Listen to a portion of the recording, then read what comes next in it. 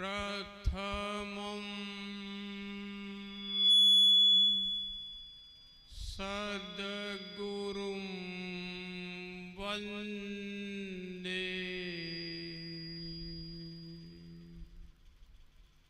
श्रीकृष्णं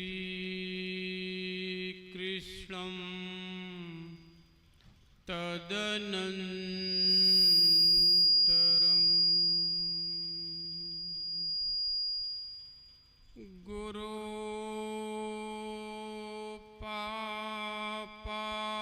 गुरुपापात्मना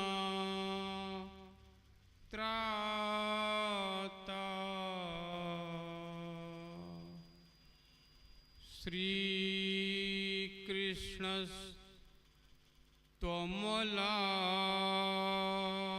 श्रीकृष्णस्त्वमलात्मना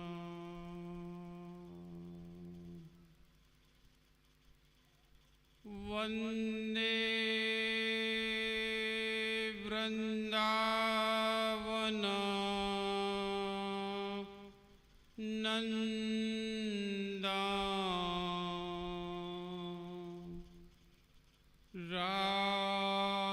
राधिका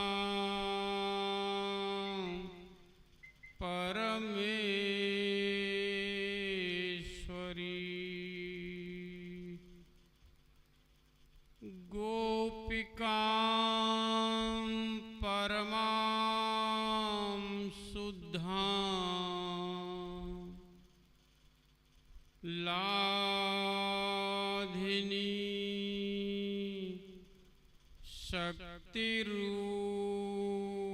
शक्तिरूपिणी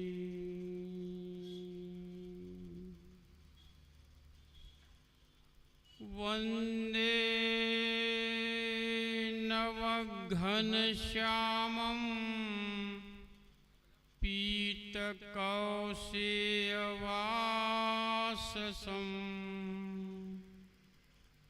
सानन्दं सुन्दरं शुद्धं श्रीकृष्णं प्रकृते परम् चेतो दर्पणमार्जनं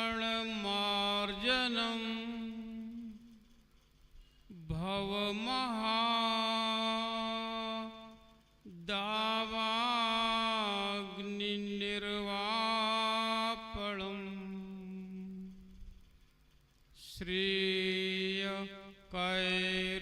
श्रेयकैरवचन्द्रिका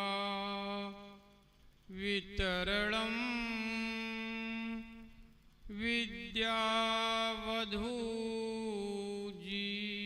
विद्यावधूजीवनम्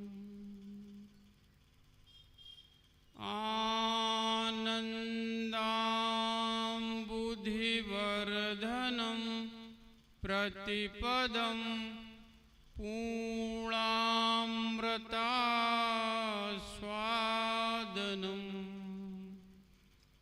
सर्वात्मस्नपनं परं विजयते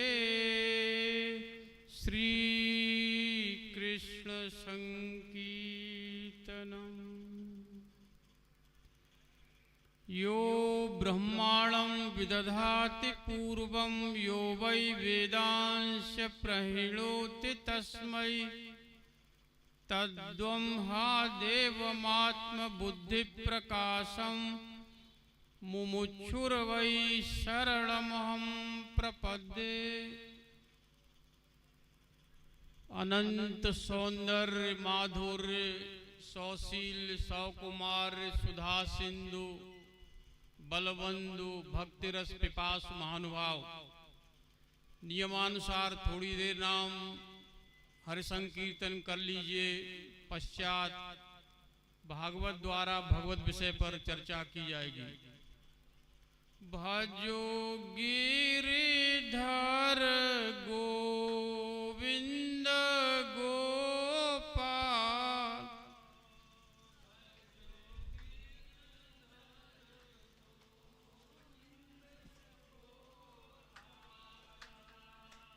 भजो गिरिधर गोविंद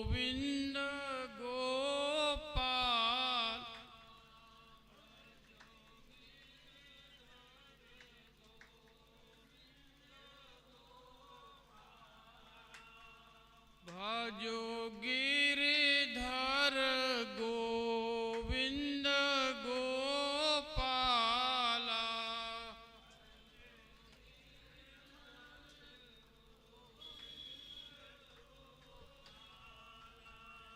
बाजो गिरिधर गोविंद गोपाला,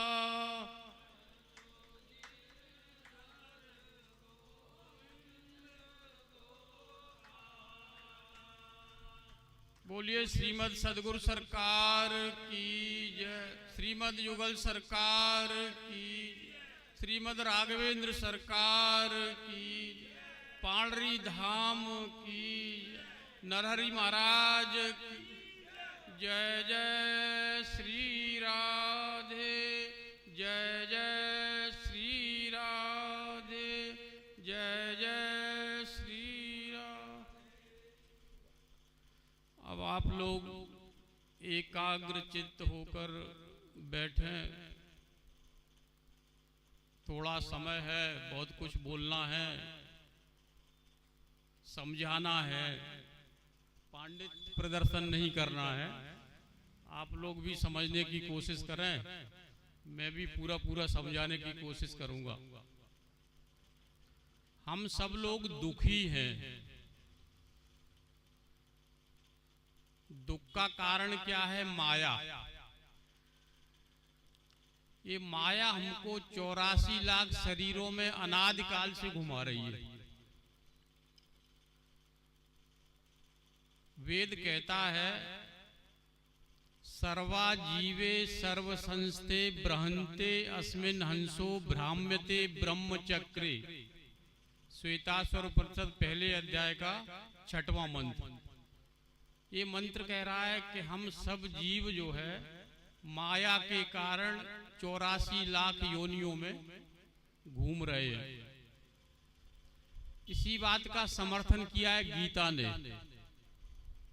गीता में कहा है श्री कृष्ण ने अर्जुन से, ब्राह्मयंस सर्वभूतानि यंत्रारूढ़ानि मायया। 18वें अध्याय का 61वां श्लोक।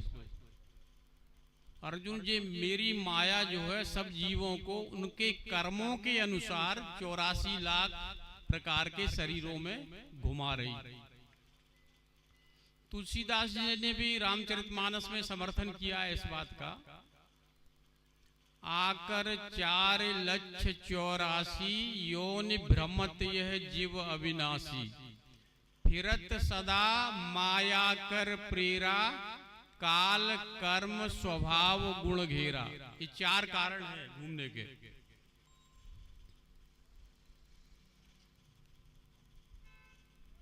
इस माया के कारण कुछ बंधन हैं जिसके कारण हम सब लोग दुखी हैं। कई प्रकार के बंधन हैं, लेकिन प्रमुख रूप से 6 प्रकार के बंधन हैं। 3 तापों के बंधन हैं, आदि दैविक, आदि भौतिक, है ना, आध्यात्मिक। अब हम इनके डिटेल में नहीं जाएंगे, संक्षेप में किसी विषय का विस्तार नहीं करेंगे, है ना, आप लोग समझदार हैं सर। 3 शरीरों के बंधन हैं, स्थूल शरीर, सूक्ष्म शरीर, कारण शरीर। 3 गुणों के बंधन हैं, सात्विक, राजस, तामस। 3 कर्मों के बंधन हैं, संचित कर्म, प्रारब्ध कर्म, क्रियामाण कर्म। 5 क्लेश के बंधन हैं, अविद्या, अस्मिता, राग, द्वेष, अभिनिवेश। और 5 कोश के बंधन हैं, आनंदमय कोश, प्राणमय कोश, मनोमय कोश, विज्ञानमय कोश, आनंदमय कोश। तो जब ये बंधन जाए, माया जाए, तब हम लोगों को शांति मिले, तृप्तता मिले, पूर्णता मिले, सर्वज्ञता मिले। और माया के लिए भगवान ने गीता में चैलेंज किया है। क्या चैलेंज किया है? दैवी हेसा गुणमयी मम माया दुरत्या, मामेव ये प्रपद्यन्ते माया मेताम तरन्ते। 7वें अध्याय का 14वां श्लोक। अर्जुन, ये मेरी माया है, गुण वही माया है, इसको कोई नहीं जीत सकता। केवल वही जीत सकता है जो मेरी शरणागति करता है, मेरी भक्ति करता है, उस पर मैं कृपा करता हूं, तब वो माया जा सकती है। इसका समर्थन तुलसीदास जी ने भी किया है। सो दासी रघुवीर की समुझे मिथ्या सोप, छुटे न राम कृपा बिनु नाथ कहो पदरो। ये भगवान की कृपा के ये माया नहीं जाएगी। अतिशय प्रबल देव ये माया, छूटे नाथ करो जो दाया। एसाम सएव भगवान दयेदनंत, सर्वात्मनाश्रित पदो यद निर्व्यलीकम। ते दुस्तरा मति तरंति च देव मायाम, नैसा ममाहित दी सुरसगाल भच्छे। वेदव्यास ने भी भागवत में कहा है 2:7-42, ये माया बिना भगवान की कृपा के नहीं जाएगी।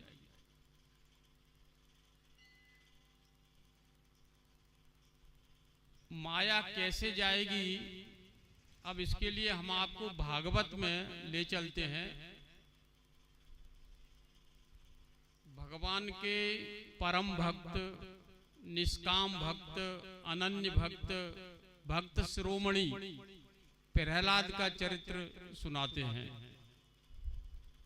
भागवत का सबसे महत्वपूर्ण उपदेश है जो प्रहलाद ने दिया है असुर बालकों को। उस उपदेश को अगर हृदयंगम कर लिया जाए तो इसी जीवन में भगवत प्राप्ति हो सकती है, माया से छुटकारा मिल सकता है, दुखों से छुटकारा मिल सकता है। प्रहलाद के संबंध में 5 प्रश्न हैं। ये प्रहलाद कौन थे, इनके पिता कौन थे, इनके पिता के पिता कौन थे, इनके पिता भगवान से क्यों दुश्मनी रखते थे, प्रहलाद को क्यों मारना चाहते थे। इन प्रश्नों के उत्तर हम जानने की कोशिश करेंगे। ब्रह्मा ने सोचा, देखिए भागवत के 7वें स्कंद में 15 अध्याय हैं। पहले अध्याय से लेकर 10वें अध्याय तक प्रहलाद चरित्र वर्णित है, ठीक है। तीसरे स्कंद में 13वें अध्याय से लेकर 19वें अध्याय तक प्रहलाद चरित्र वर्णित है। और 6वें स्कंद में 18 और 19वें अध्याय में कुछ अंश में प्रहलाद चरित्र वर्णित है। यानी कुल 19 अध्याय में प्रहलाद चरित्र वर्णित है भागवत में। तो 19 अध्याय को समझाना समझना बहुत समय लगेगा, हम संक्षेप में आपको समझाने की कोशिश करेंगे। ब्रह्मा जी को आदेश दिया भगवान ने सृष्टि करो, तो ब्रह्मा जी ने इच्छा की कि सृष्टि करना चाहिए, भगवान का आदेश है। इसके पहले भी ब्रह्मा जी ने सृष्टि की थी लेकिन विस्तार नहीं हुआ था। इस बार सोचा कि मैथुनी सृष्टि करना चाहिए, तो ब्रह्मा जी ने अपने शरीर को 2 भागों में बांट लिया, एक मनु और एक शत्रुपा। ये मनु और शत्रुपा हमारे आदि पिता माता हैं। हमको जो मनुष्य कहा जाता है, मानव कहा जाता है, मनुज कहा जाता है, ये मनु के कारण ही कहा जाता है। तो मनु और शत्रुपा के 5 संतानें हुई। 2 पुत्र हुए, प्रियव्रत और उत्तानपाद, और 3 पुत्रियां हुई, आकुति, देवहूति और प्रसूति। प्रसूति सबसे छोटी थी, उनका विवाह हुआ दक्ष प्रजापति से, और इनके यहाँ 60 पुत्रियां हुई। उन 60 पुत्रियों में से 13 का विवाह हुआ कश्यप जी से।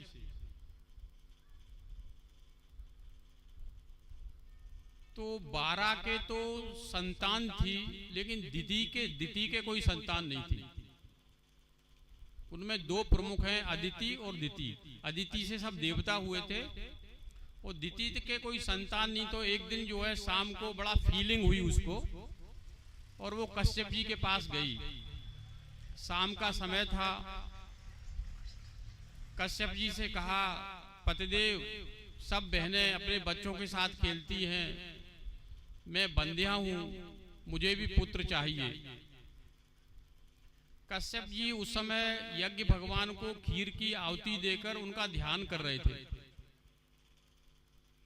तो कश्यप जी ने कहा, ठीक है, संतान हो जाएगी, अभी शाम का समय है, ये मिलन का समय ठीक नहीं है।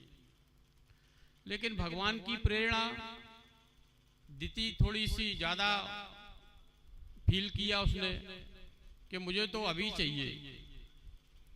तो कश्यप जी ने उसकी इच्छा पूर्ति की। लेकिन जब दिति का काम शांत हो गया, वेग शांत हो गया, तो वो घबराई और कश्यप जी से क्षमा मांगने लगी। बोली, पतिदेव, मुझे क्षमा कर दीजिए, मैंने गलत समय में जो आपको आग्रह किया, भगवान शंकर रुष्ट हो गए होंगे। कश्यप जी ने कहा कि मैं तो तुमको मना कर रहा था, लेकिन अब तुम्हारे गर्भ से ऐसे 2 राक्षस पैदा होंगे जो विश्व विजेता होंगे।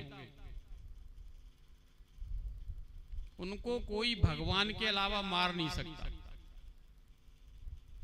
लेकिन साथ में तुम्हारा जो पौत्र होगा वो भगवान का भक्त होगा। तो दिति घबराई, उसने 100 वर्ष तक जो है गर्भ को रोक कर रखा, लेकिन उसकी भी एक क्षमता होती है। तो 2 संतानें पैदा हुई 100 वर्ष के बाद। बड़ा है हिरण्याकश्यप और छोटा है हिरण्याक्ष, जुड़वा संतान हुई। हिरण्याक्ष के 9 पुत्र हुए, शकुनी, संभर, धृष्ट, भूत संतापन, वृक, कालनाव, महानाव, हरिश्मस्त्र, उत्कच। ये ऐसे ताकतवर थे पुत्र हिरण्याक्ष के कि इंद्र इनमें से किसी को नहीं जीत सकता था। और हिरण्याकश्यप के जो है 5 संतानें हुई, जिसमें 4 पुत्र थे और 1 पुत्री थी। संघाद, हनुवाद, हाद और प्रहलाद। प्रहलाद सबसे छोटा पुत्र था। एक पुत्री हुई सिंगिका। ये सिंगिका का पुत्र वही था जिसको समुद्र मंथन के समय अमृत पी लिया था, तो राहु केतु 2 हो गए थे। ये सिंगिका का पुत्र था। तो ये मैंने आपको वंश परंपरा बताई। अब दिति के गर्भ में कौन आया था, इसको सुन लीजिए। एक बार सनकादिक ऋषि वैकुंठ गए भगवान के दर्शन करने। ये 4 भाई हैं, भगवान के अवतार हैं, ब्रह्मा जी के मानस पुत्र हैं, सनक, सनंदन, सनातन और सनत कुमार। 5 साल के सदैव रहते हैं, आत्माराम, पूर्ण काम, परम निष्काम है। तो ये वैकुंठ में 6 ड्योढ़ी पार कर गए थे, यानी 6 दरवाजे पार कर गए थे। 7वें दरवाजे पर जय और विजय खड़े थे। वहां भगवान के सर्वोच्च पार्षद हैं जी। उन्होंने रोक दिया, ए बच्चों, कहां जा रहे हो? अब देखिए, वैकुंठ में माया का प्रवेश नहीं है, लेकिन ये भगवान की प्रेरणा। क्योंकि गीता कहती है, न तद भासते सूर्यो न शशांको न पावक, यद गत्वा न निवर्तन्ते तद धाम परमम मम। 15वें अध्याय का 6वां श्लोक गीता। लेकिन भगवान की प्रेरणा, माया आ गई वहां भी, उन्होंने रोक दिया। और सनकादिकों को भी क्रोध आ गया। देखो, सनकादिक कोई सामान्य संत है क्या? निंदा स्तुति उभय सम संत के लिए तो साप तो तपस्वी लोग देते हैं, प्रणाम नहीं किया, दुर्वासा ने साप दे दिया, संत महात्मा। लेकिन चूंकि भगवान की प्रेरणा, तो उन्होंने भी साप दे दिया, जाओ तुम मृत्यु लोक में राक्षस हो जाओ।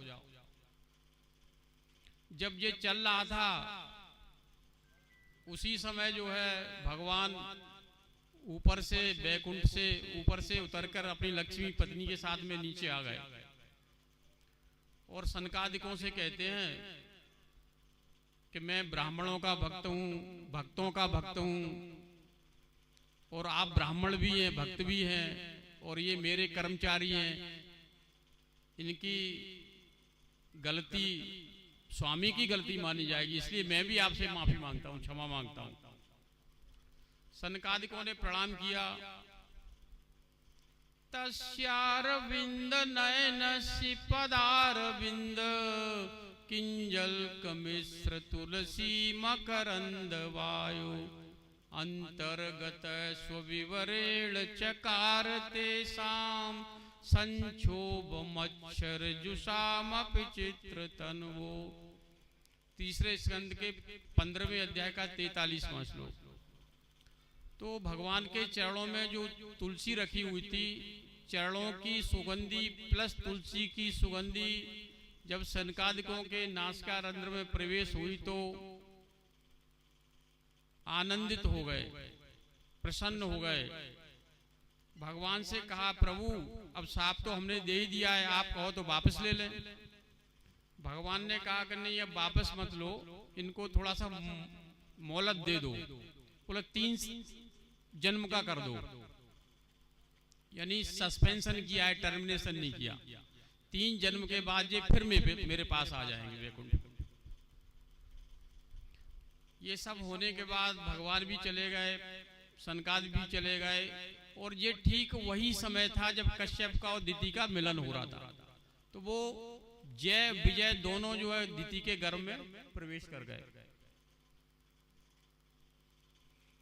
और उसके बाद हिरण्याक्ष ने तपस्या की, ब्रह्मा जी की, और बड़े ताकतवर हो गए। तो एक बार हिरण्याक्ष ने जो है दिग्विजय करना चाहा, स्वर्ग में गया, इंद्र वगैरह सब डर के मारे भाग गए उसके, समुद्र में कूद गया, लहरों से युद्ध करने लगा, रसातल चला गया। वहां पे वरुण मिले, वरुण से कहा तुमने बहुत राक्षसों का वध किया, आज हमारी तुम्हारी हो जाए। तो वरुण ने कहा, महाराज हम तो कहां तुम्हारे लायक हैं, तुम्हारे लिए तो वो वैकुंठ ही धारी ठीक रहेंगे, हम तो आपकी कृपा है जो हम यहाँ पे खड़े हैं आपके सामने।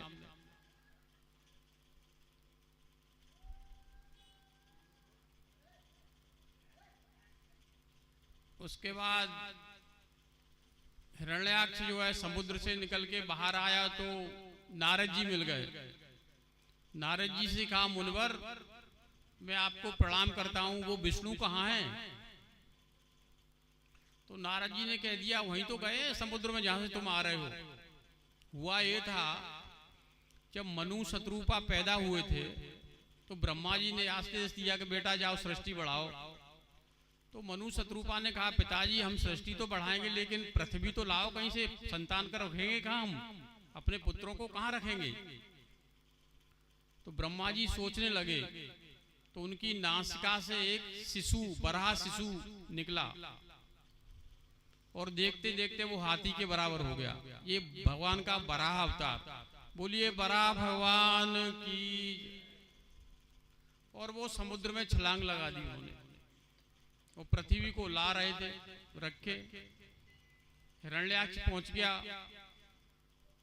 अरे विष्णु कहां जा रहा है, मैं तुझसे युद्ध करना चाहता हूं। क्या डरपोक है क्या, भाग रहा है क्या? ऐसे व्यंग करता रहा वो। तो भगवान ने अनसुनी करते हुए जब ऊपर आ गए, पृथ्वी को स्थापित कर दिया, फिर उससे बात की। हाँ बोल हिरण्याक्ष, क्या कह रहा था? मैं डरपोक हूं, भाग रहा हूं तेरे डर के मारे। थोड़ी बहुत देर युद्ध किया, उसको समाप्त कर दिया। अब ये बात पता चली हिरण्याकश्यप को, तो उसने अपनी माता दिति को, भतीजों को, बहू को, सबको समझाया। गीता का जो दूसरा अध्याय है, आत्मा नित्य है, शाश्वत है, ये सब समझाया, उपदेश दिया। और उसके बाद सोचा कि मुझे भाई का बदला लेना है, क्योंकि भाई मुझके बराबर था ताकत में, अगर मैं ऐसे ही जाऊंगा तो वो मुझे भी विष्णु मार देगा। इसलिए मुझे ब्रह्मा की तपस्या करना चाहिए और अमृत का वरदान प्राप्त करना चाहिए। तो हिरण्याकश्यप जो है तपस्या करने चला गया। इंद्र को ये पता चला तो इंद्र ने उसकी राजधानी पे हमला कर दिया। कयादू को बांध के ले जा रहा था इंद्र, नारद जी मिल गए रास्ते में। नारद जी ने कहा ये क्या कर रहा है तू? बोलो ये मेरे दुश्मन की पत्नी है, इसके पेट में बच्चा है, इसको मैं मार दूंगा, इसको जेल में बंद कर दूंगा। नारद जी ने कहा इसके अंदर इतना बड़ा महापुरुष है जो तेरा स्वामी है ना, तेरी खबर ले लेगा, तुरंत छोड़ दे। तो डर के मारे इंद्र ने उसको छोड़ दिया कयादू को। और नारद जी अपने आश्रम में ले आए और तत्व ज्ञान का उपदेश किया। तो उस समय प्रहलाद पेट में थे, गर्भ में थे, तो तत्व ज्ञान प्रहलाद ने भी सुना और उनको याद हो गया।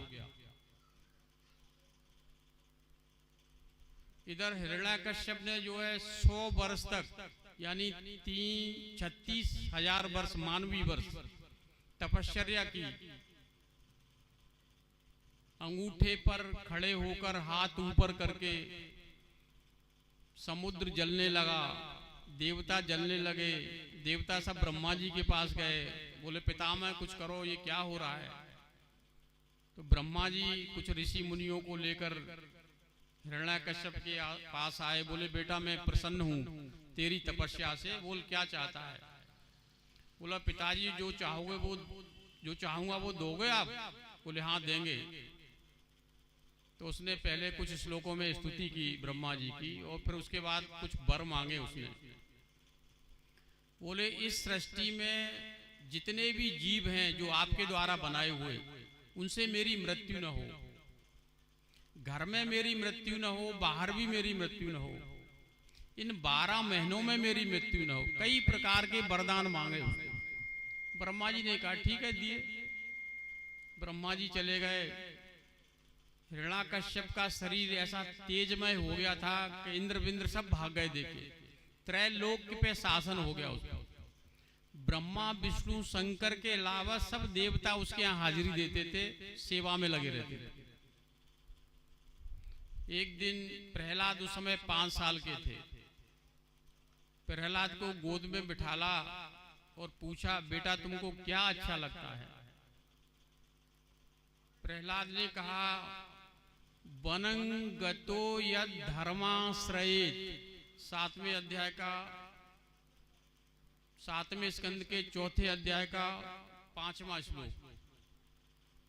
पिताजी जंगल में चला जाऊं, भगवान को अपने को अर्पित कर दूं और श्री कृष्ण की भक्ति करूं, बस ये मुझे अच्छा लगता है।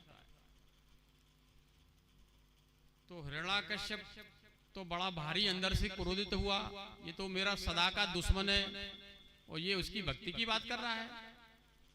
तो उसने संड और अमर्क शुक्राचार्य के पुत्र थे, उनको बुलाया और कहा जाओ इसको राजनीतिक शिक्षा दो।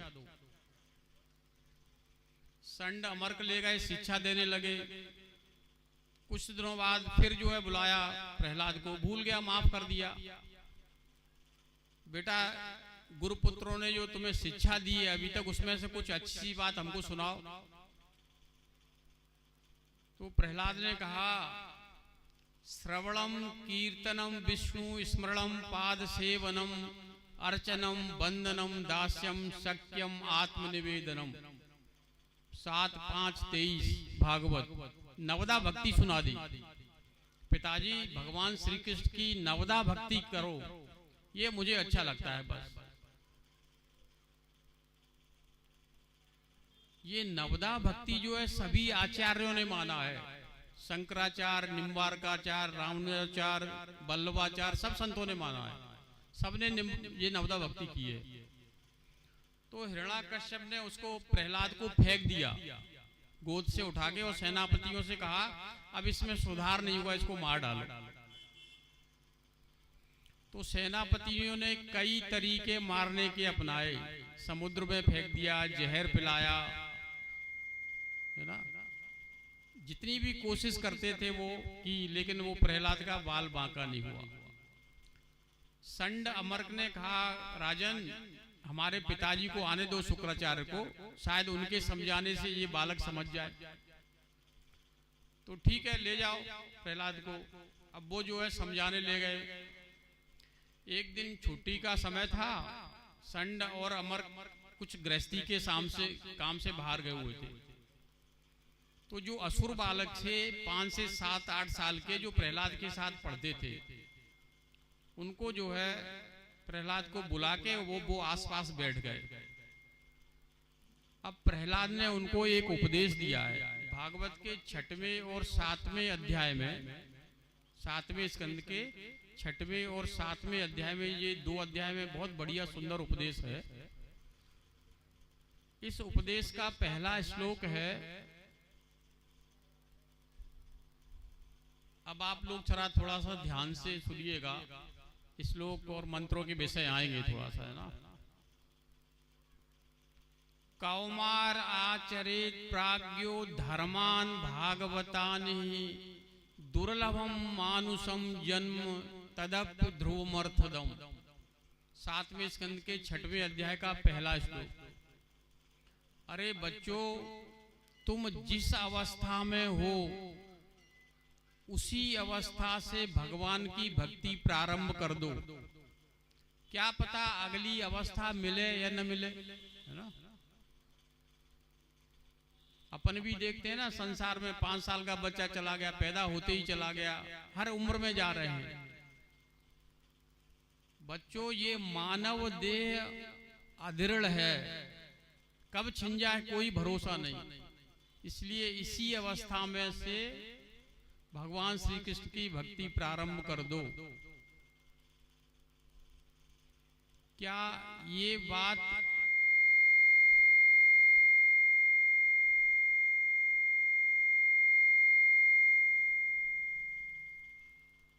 यह बात जो प्रहलाद ने कही है वो वेद सम्मत है क्या? थोड़ा सा हम इस पे विचार करें।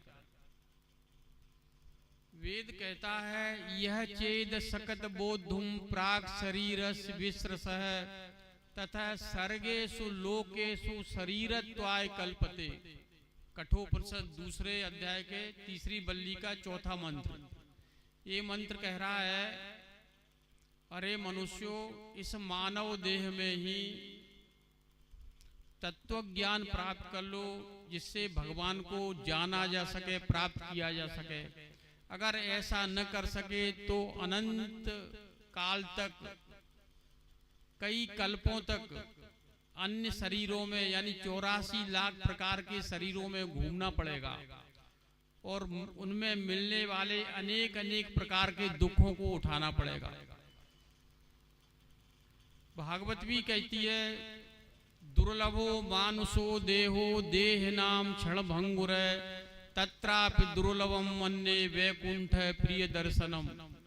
11वें स्कंद के 2 अध्याय का 29वां श्लोक। ये मानव देह क्षण भंगुर है, वैसे बड़ा महत्वपूर्ण है, लेकिन क्षण भंगुर है। आजकल साइलेंट अटैक पड़ता है ना, पता नहीं चलता कब चला जाए। इसलिए इस मानव देह के रहते उन भगवान को प्राप्त कर लो, जिससे ये माया जा सके और 84 लाख प्रकार के बंधन जो है जाने के शरीरों के, ये समाप्त हो सके। एक जगह वेदव्यास ने बड़ा सुंदर कहा है, नृदेह माध्यम सुलभम सुदुर्लभम प्लवम सुकल्पम गुरु कर्णधारम मयानुकूलेन नवस्वतेरितम पुमान भवाब्धिम न तरेत सात्मा। 11वें स्कंद के 20वें अध्याय का 17वां श्लोक। इसका अनुवाद तुलसीदास जी ने किया है रामचरितमानस में। नरतन भव वारिधि कहवेरो सन्मुख मरुत अनुग्रह मेरो कर्णधार सदगुरु दृढ़ नावा दुर्लभ साज सुलभ कर पावा जो न तरे भव सागर नर समाज अस पाए सुकृत निंदक मंद मत आत्म हन गति जाए। मानव देह मिल जाए उसके बाद भगवत प्राप्ति न कर सके तो वो आत्महत्यारा है। बड़े बड़े देवता चाहते हैं इस मानव देह को, है? देह धरे कर यह फल भाई भजिय राम सब काम बिहाई। शंकराचार्य ने 3 चीजें बड़ी महत्वपूर्ण बताई हैं।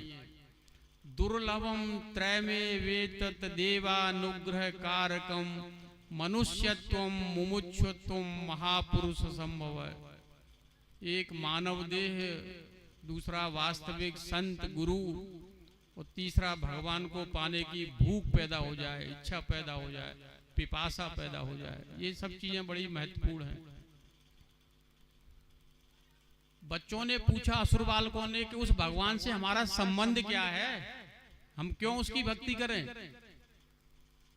तो प्रहलाद कहते हैं यदेश सर्वभूतानां प्रिय आत्मेश्वर सुहृत, 7वें स्कंद के 6वें अध्याय का 2रा श्लोक। अरे बच्चों, उस भगवान से हमारे चार प्रकार के संबंध हैं। वो हमारी आत्मा है, वो हमारे स्वामी हैं, वो हमारे प्रियतम हैं, और वो हमारे हितैषी हैं। 4 प्रकार के संबंध हैं। क्या ये बात जो कह रहे हैं प्रहलाद, ये वेद सम्मत है क्या? अन्य किसी ने भी कहा है? थोड़ा सा ये भी सुन लें। वेद कहता है योसौ सर्वभूतात्मा गोपाल है। गोपाल उत्तर तापनी उपनिषद का 16वां मंत्र। ये श्री कृष्ण सब जीवों की आत्मा है। अब भागवत में सुन लीजिए, मैं बहुत ज्यादा नहीं बोलूंगा, एक एक दो करके आपको ले चलूंगा लक्ष्य तक। शंकर जी ने कहा था भगवान श्री कृष्ण से, अहम ब्रह्मात विबुधा मुनयस्य अमलाशया सर्वात्मानां प्रपन्नास्त्वाम आत्मानं प्रेष्टम ईश्वरम। 10वें स्कंद के 63वें अध्याय का 43वां श्लोक। हे श्री कृष्ण, शंकर जी कह रहे हैं, हे श्री कृष्ण, मैं ब्रह्मा, बड़े बड़े ऋषि मुनि सब आपके शरणागत हैं। क्यों? क्योंकि आप हमारी आत्मा हैं, आप हमारे प्रियतम हैं। प्रेष्टम मतलब होता है प्रियतम। आप हमारे स्वामी हैं। 3 संबंध बताए उन्होंने। इंद्र ने भी कहा है ईश्वरम गुरु आत्मानम। ये तो छोड़ो 4 संबंध की बात, वेद तो ये कहता है दिव्यो देव एको नारायणो माता पिता भ्राता निवास सरलम सुहृद गति। सुबालोपनिषद 6वें अध्याय का 4था श्लोक। हमारे सारे संबंध श्री कृष्ण से ही है, ही लगा देना, और किसी से संबंध है ही नहीं। गीता भी कहती है, गीता में श्री कृष्ण ने स्वयं कहा है पिता हम अस्य जगतो माता धाता पितामह गतिर्भर्ता प्रभु साक्षी निवास सरलम सुहृद प्रभव प्रलय स्थानम निधानम बीजमव्यम। 9:17 9:18। अर्जुन, जीव के सारे संबंध मुझसे ही हैं और किसी से संबंध नहीं है। भागवत में भी कहा है एसाम हम प्रिय आत्मा सुतस्य सखा गुरु सुहृदो दैवमिष्टम। 3:25-38 कपिल भगवान ने कहा था देवूती माता से, जीव के सारे संबंध मुझसे हैं। भगवान राम ने भी कहा है मानस में गुरु पितु मातु बंधु पति देवा सब कर मोहि जाने दृढ़ सेवा सब कर ममता ताग बटोरी मम पद कमल बांधु बट डोरी। लक्ष्मण जी ने भी कहा है भ्राता भर्ता बंधुश्च पिता च मे राघव। नहीं, मोरे सब एक तुम स्वामी दीन बंधुर अंतरयामी। यानी सारे संबंध हमारे भगवान से ही हैं। मंदिर में जाके हम भी कहते हैं इस बात को, लेकिन मानते नहीं है। त्वमेव माता च पिता त्वमेव बंधुश्च सखा त्वमेव सर्वम। एव का मतलब होता है ही, यानी तुम ही मेरी माता हो, तुम ही सब कुछ मेरे। लेकिन नहीं मानता, ये प्रॉपर्टी है ना, ये मेरी है। जहां मान ले ही लगा दे तो फिर कल्याण हो जाएगा। फिर आगे कहते हैं प्रहलाद, सुखमय इंद्रिय कम दैत्या देह योगे न देहि नाम सर्वत्र लभ्यते दैवाद यथा दुःखमयत्नतः तत्प्रयासो न कर्तव्यो यत आहुर अव्यय परम। अरे बच्चों, तुमको जो प्रारब्ध के अनुसार जो सुख मिल रहा है ये तो हर योनि में मिलता है। माँ का प्यार, बाप का प्यार है ना, रसगुल्ले में आनंद आ रहा है, ये सब सुख मिलने वाले प्रारब्ध के अनुसार हैं। ये तो मिलेंगे। कोई थोड़ी सी मेहनत करता है करोड़पति हो जाता है, कोई दिन भर मेहनत करता है 2 जून की रोटी नहीं कमा पाता है ना। तो इन प्रारब्ध से मिलने वाले सुखों के लिए हमको अपना जीवन क्यों बर्बाद करें, क्यों समय बर्बाद करें? भगवान की भक्ति न करें जिससे ये आना जाना बंद हो जाएगा। क्योंकि पुनरप जननम पुनरप मरणम पुनरप जननी जठरे शयनम। जन्मत मरत दुसह दुख होई। अपन कल्पना नहीं कर सकते, भूल जाते हैं, बड़ा कष्ट होता है ये। तो इसमें क्यों समय बर्बाद कर रहे हो? भगवान की भक्ति करो जिससे कल्याण होगा। आगे कहते हैं,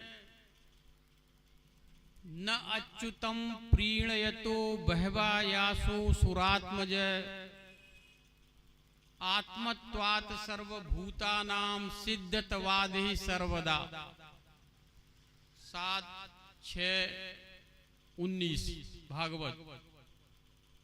उस भगवान को प्राप्त करने के लिए कहीं मंदिर मस्जिद जाने की आवश्यकता नहीं है, कहीं न कोई कर्म धर्म ज्ञान योग की भी आवश्यकता नहीं है। कहीं ये भी नहीं लिखा है कि गीता का पाठ करो, रामायण का पाठ करो या भागवत का पाठ करो, इसकी भी आवश्यकता नहीं है। वो तो हमारे हृदय में बैठा है ना, बस उसको रियलाइज करना है कि वो हमारे हृदय में बैठा है। वेद में एक मंत्र है, द्वासुपर्णा सयुजा सखाया समानम वृक्षम परिखस्व जाते तयोरन्य पिप्पलम स्वादवत्स अनसनन अन्यो अभिचाकसीत। 4थे अध्याय का 6वां मंत्र श्वेताश्वर उपनिषद। 2 जीवात्मा और परमात्मा सदा हमारे हृदय में रहते हैं। बस एक जो है कर्म का भोगता है और दूसरा वो कर्मों को नोट करता है, इतना अंतर है। तो कहीं जाने की आवश्यकता नहीं है, बस उसको मान लो कि हमारे हृदय में भगवान बैठे हैं, उसका चिंतन करो बस, और कुछ थोड़ी करना है। आगे प्रहलाद कहते हैं, केवला अनुभवानंद स्वरूप है परमेश्वर है। वो भगवान श्री कृष्ण केवल आनंद स्वरूप है और कुछ है ही नहीं। और हम क्या चाहते हैं? आनंद। हमारा तो केवल एक ही लक्ष्य है ना, आनंद चाहते हैं, दुख कोई नहीं चाहता नहीं। और वो आनंद कौन है? वो आनंद श्री कृष्ण है। थोड़ा सा क्या वेद सम्मत बात है, इसमें थोड़ा सा वेदों में 1-2 मंत्र सुना देते हैं हम आपको। वेद कहता है, सच्चिदानंद रूपाय कृष्णाय क्लिष्ट कारणे नमो वेदांत वेदाय गुरवे बुद्धि साक्षिणे। गोपालपुर तापनी उपनिषद का पहला मंत्र। वो श्री कृष्ण आनंद स्वरूप है, सच्चिदानंद है। रसो वै सह रसव्यम हेवायम लब्ध्वा नंदी भवत। दूसरी अध्याय का दूसरी वल्ली का 7वां अनुभाग, तैत्तिरीय उपनिषद। ये मंत्र भी कह रहा है वो श्री कृष्ण रस स्वरूप है, आनंद स्वरूप है। उनको प्राप्त करके ही हम आनंदमय हो सकते हैं, आनंद युक्त हो सकते हैं, और कोई मार्ग नहीं। ईश्वर सर्वभूतानां, ईश्वर परम कृष्ण सच्चिदानंद विग्रह अनादिरादि गोविंद सर्व कारण कारण। ब्रह्म संहिता 5:1। वो श्री कृष्ण आनंद स्वरूप है ना। आनंद चिन्मय सदुज्वल विग्रह गोविंद मादि पुरुषम तम हम भजामि। ब्रह्म संहिता 5:32। वो श्री कृष्ण आनंद स्वरूप है। सच्चिदानंद रूपा रूपम ज्ञात्वानंद रूपाय या स्थित सैव सुखम। निरालंब उपनिषद का 15वां मंत्र, वो श्री कृष्ण आनंद स्वरूप है। रसम लब्ध्वा सुखी भवति, कठोर उपनिषद का 27वां मंत्र, ये मंत्र भी वही कह रहा है कि वो श्री कृष्ण आनंद स्वरूप है। वो भागवत में तो तमाम श्लोक हैं जिसमें ये कहा गया है कि श्री कृष्ण जो है आनंद स्वरूप है। पहला ही भागवत महात्म का जो श्लोक है उसी को सुन लीजिए आप। सच्चिदानंद रूपाय विश्वोत्पत्त्याद हेतवे तापत्रय विनाशाय श्री कृष्णाय वयम्, वो श्री कृष्ण आनंद स्वरूप है। आनंद चिन्मय सदुज्ज्वल विग्रह गोविंद मादि पुरुषम तम हम भजामि। देखो, यानी श्री कृष्ण का स्वरूप कैसा है, वो आनंद स्वरूप है। ये प्रहलाद बता रहे हैं बच्चों को, और हम उनके अंश हैं। किसके अंश हैं? आनंद स्वरूप श्री कृष्ण के हम अंश हैं। श्री कृष्ण ने गीता में कहा है ना, मवई वांसो जीवलोके जीव भूत है सनातन है। जितने भी जीव हैं संसार में, ये सब मेरे सनातन अंश हैं। 15वें अध्याय का 7वां श्लोक। उद्धव से भागवत में भी कहा है, मम अंशस्य जीव है 11-11-4, सुकृतेषु पुरेषु बहिरंतर संवर्णम तब पुरुषम बदंत अखिल शक्ति दृशो अंश कृतम 10-87-20, ईश्वर अंश जीव अविनाशी। मानस भी कहती है इस बात को। यानी जितने भी जीव हैं संसार में वो श्री कृष्ण के अंश हैं, और ये स्वभाव है कि प्रत्येक अंश अपने अंशी को ही चाहता है। इसमें कोई बदलाव नहीं होता है। जो स्वभाव होता है, नेचर होता है, वो अपरिवर्तनशील होता है। नहीं? जितनी भी नदियां हैं समुद्र की तरफ भागती हैं, क्यों? क्योंकि समुद्र उनका अंशी है। जितने भी प्रकाश हैं सब सूर्य की तरफ जाते हैं, क्यों? क्योंकि सूर्य उनका, ये मिट्टी का ढेला है, इसको हम छोड़ दें तो ये पृथ्वी की तरफ जाएगा। क्यों? पृथ्वी इसकी अंशी है। इसलिए हमारा भी नेचुरल स्वभाव है ये कि हम श्री कृष्ण को ही चाहेंगे और कुछ चाह ही नहीं सकते, क्योंकि वो आनंद है ना, और हम उनके अंश हैं, इसलिए हम आनंद ही चाहते हैं। वाल्मीकि जी ने रामायण में लिखा है, लोकेन सह विद्येत यो न राम मनुव्रत। ऐसा कोई व्यक्ति संसार में हो नहीं सकता जो राम का भक्त न हो, अनुयायी न हो। आप कहेंगे बहुत सारे नास्तिक मिल जाएंगे, कोई नहीं है नास्तिक। क्यों? सुख तो सब चाहते हैं ना, आनंद सब चाहते हैं। तो सो सुख धाम राम असनामा, चिदानंदमय देह तुम्हारी। चाह रहे हैं नहीं चाह रहे हैं? हम आनंदित ही चाह रहे हैं। बस इतना सा अंतर है, वो अपने बाप को बाप नहीं कहता, माँ के पति को पिता कहता है, ऐसा बस, और कुछ नहीं है ना। तो बच्चों ने कहा कि वो भगवान मिलेगा कैसे? प्रहलाद से बच्चों ने पूछा वो भगवान मिलेगा कैसे? तो प्रहलाद कहते हैं, तत्रोपाय सहस्राणाम यम भागवतो दितः यद ईश्वरे भगवती यथा यही रंजसा रति। 7-7-29 भागवत। वेदों में, शास्त्रों में कई मार्ग लिखे हैं भगवान को पाने के, लेकिन भगवान से मन से प्रेम हो जाए कैसे? यथा यही रंजसा रति, उनसे प्रेम हो जाए मन से तो भगवान मिल जाएंगे। तो बच्चों ने फिर प्रश्न किया कि वो प्रेम होगा कैसे, है ना। बच्चे भी समझदार हो गए सुन सुन के। तो आगे कहते हैं, ये 7-7-29 था। गुरु शुश्रूषया भक्त्या सर्वलब्धार्पणेन च संघेन साधु भक्ता नाम ईश्वर आराधनेन च। 7-7-30 भागवत। इसके लिए एक महापुरुष की आवश्यकता होगी, एक गुरु की आवश्यकता होगी, और उस गुरु की और भगवान की दोनों की एक जैसी भक्ति करनी होगी, तब वो भगवान मिलेंगे।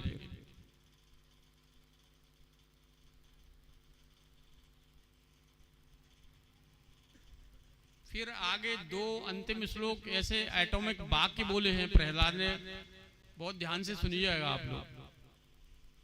माता जी समझ में आ रहा है ना आपको? हाँ, ठीक है। प्रहलाद कहते हैं न दानम न तपो नेज्या न शौचम न व्रतान च प्रीयते मलया भक्त्या हरिरन्यद विडम्बना। जितने भी साधन हो सकते हैं संसार में सब वो विडम्बना है, केवल वो भक्ति से मिलेंगे। भक्ति यानी भगवान से प्रेम। हम और आगे बताएंगे अभी। ये दान पुण्य ये सबसे भगवान की प्राप्ति नहीं हो सकती। न दानम न तपो नेज्या न शौचम न व्रतान च प्रीयते मलया भक्त्या हरिरन्यद विडम्बना। केवल भक्ति से मिलेंगे, केवल और केवल भक्ति से मिलेंगे। आगे एक श्लोक और एटॉमिक वाक्य उनका, एतावानेव लोके अस्मिन् पुंस स्वार्थ स्मृत है एकांत भक्तिर गोविंदो यत सर्वत्र तदीक्षणम। संसार में जितने भी जीव हैं उनका केवल एक ही स्वार्थ है, भगवान श्री कृष्ण की अनन्य भक्ति करनी होगी। अनन्य का मतलब समझते हो ना आप? दूसरे से अनन्य बनना पड़ेगा। केवल एक, राम हो कृष्ण हो सब एक ही है ये, लेकिन एक के बन के रहो, एक की भक्ति करो। 10 जगह मत जाओ, यहाँ देवी जी है, वहाँ फलाने जी है, फलाने, ये मत करो। हम आपको अभी और गीता से उदाहरण देंगे अनन्यता के। तो प्रहलाद कह रहे हैं कि भगवान श्री कृष्ण केवल भक्ति से मिलेंगे और भक्ति अनन्य करनी होगी।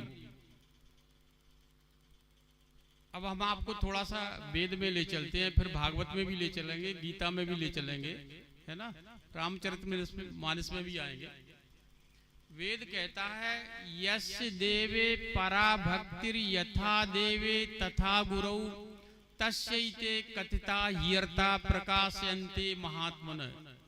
श्वेताश्वर उपनिषद 6वें अध्याय का 23वां मंत्र। ये मंत्र सुबालोपनिषद में भी है, 16वें अध्याय का पहला मंत्र। ये मंत्र योग शिखोपनिषद में भी है, 2 अध्याय का 22वां मंत्र। ये मंत्र साठ्यायनी उपनिषद में भी है, 37वां मंत्र। ये वेद का बड़ा महत्वपूर्ण मंत्र है। ये मंत्र कह रहा है कि भगवान की प्राप्ति केवल भक्ति से होगी, लेकिन उसमें शर्त है। ये क्या शर्त है? जैसी भक्ति आपकी, जैसा प्रेम इष्ट से हो, भगवान से हो, वैसा ही गुरु से भी हो। यथा देवे तथा गुरु, ये लिखा है ना। यानी गुरु और भगवान से एक जैसा प्रेम करना होगा, छोटा बड़ा नहीं। आगे वेद कहता है क्षरम प्रधान ममृताक्षरम हरे क्षरात्माना वीसते देव एक है तस्या अभिद्यानात् योजनात् तत्वभावात् भूयश्चान्ते विश्वमाया निवृत्ति। अरे मनुष्यों, माया से छुटकारा चाहते हो ना, यही तो दुख का कारण है। तो उसके लिए भगवान की भक्ति करनी होगी। अब इस मंत्र में 3 शब्द आए हैं, तस्या अभिद्यानात् योजनात् तत्वभावात्।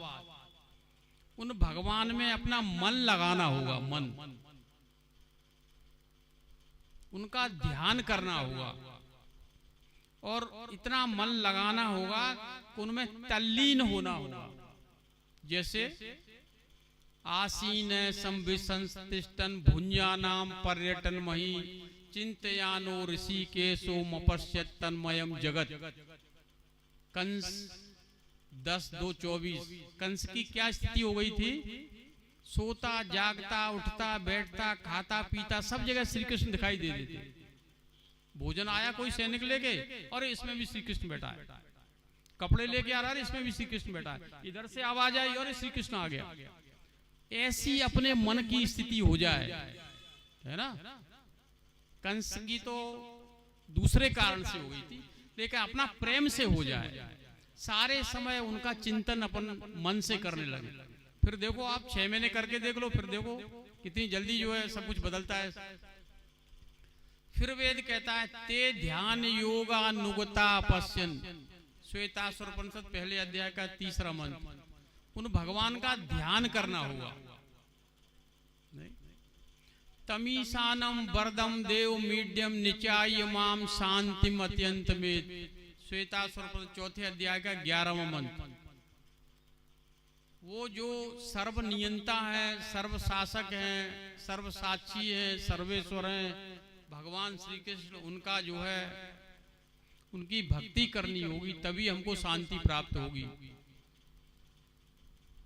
आगे कहते एवं परो भगवान वरेण्यम, इस मंत्र में भगवान कहा है, उन भगवान का ध्यान करना होगा, भक्ति करनी होगी।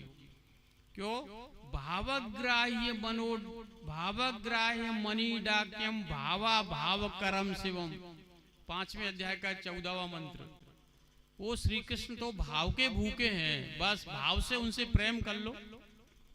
ये भाव को जो हम आपको सरल शब्दों में बताएं, उनसे कोई एक रिश्ता बना लो। वेदों शास्त्रों की भाषा के चक्कर में मत पड़ो। क्या रिश्ता बना लो? 5 तरह के रिश्ते बन सकते हैं उससे। एक शांत भाव का रिश्ता बन सकता है, जैसे वो राजा हैं, हम प्रजा हैं उनकी, इसमें थोड़ी दूरी ज्यादा है। प्रजा केवल राजा का दर्शन कर सकती है ना, दूरी है। दास्य भाव का रिश्ता बना लो, वो हमारे स्वामी हैं और हम उनके सेवक हैं, इसमें थोड़ी नजदीकी आ गई।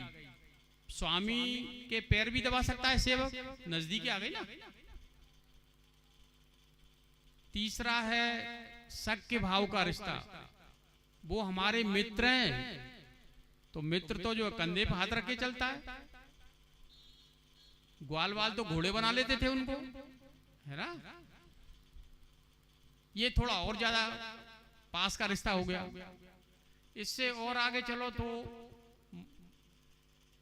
वात्सल्य भाव का रिश्ता है, वो हमारे बेटे हैं। यशोदा माँ तो जो है नंद बाबा के खड़ाऊ रख के ले जाते थे, है ना, उखल में बांध देती थी माँ, ये अधिकार मिल गया उसको। और इससे भी सर्वश्रेष्ठ रिश्ता है, वो है माधुर्य भाव का रिश्ता, जो गोपियों का था। इस रिश्ते में ये फायदा है कि जब उनको प्रियतम मान लो, जब उनको पुत्र मान लो, जब उनको सखा मान लो, जब उनको कोई भी रिश्ता बदल सकते हो, नीचे वाला ऊपर नहीं जा सकता। जैसे कलेक्टर जो है एसडीएम की कुर्सी पर भी बैठ जाता है, तहसीलदार की कुर्सी पर भी बैठ जाता है, पटवारी की कुर्सी पर भी बैठ जाता है, लेकिन पटवारी ऊपर नहीं जा सकता, तहसीलदार की कुर्सी पर नहीं बैठ सकता, कलेक्टर की कुर्सी पर नहीं बैठ सकता। ऐसे ही जो माधुर्य वाले रिश्ते, माधुर्य भाव से रिश्ता करोगे तो आप नीचे आ सकते हो। नहीं, जब आप उनको पुत्र मान लो, जब आप उनको सखा मान लो, जब आप उनको स्वामी मान लो, तो ये 5 रिश्ते बना के उनसे मन से प्रेम करो बस।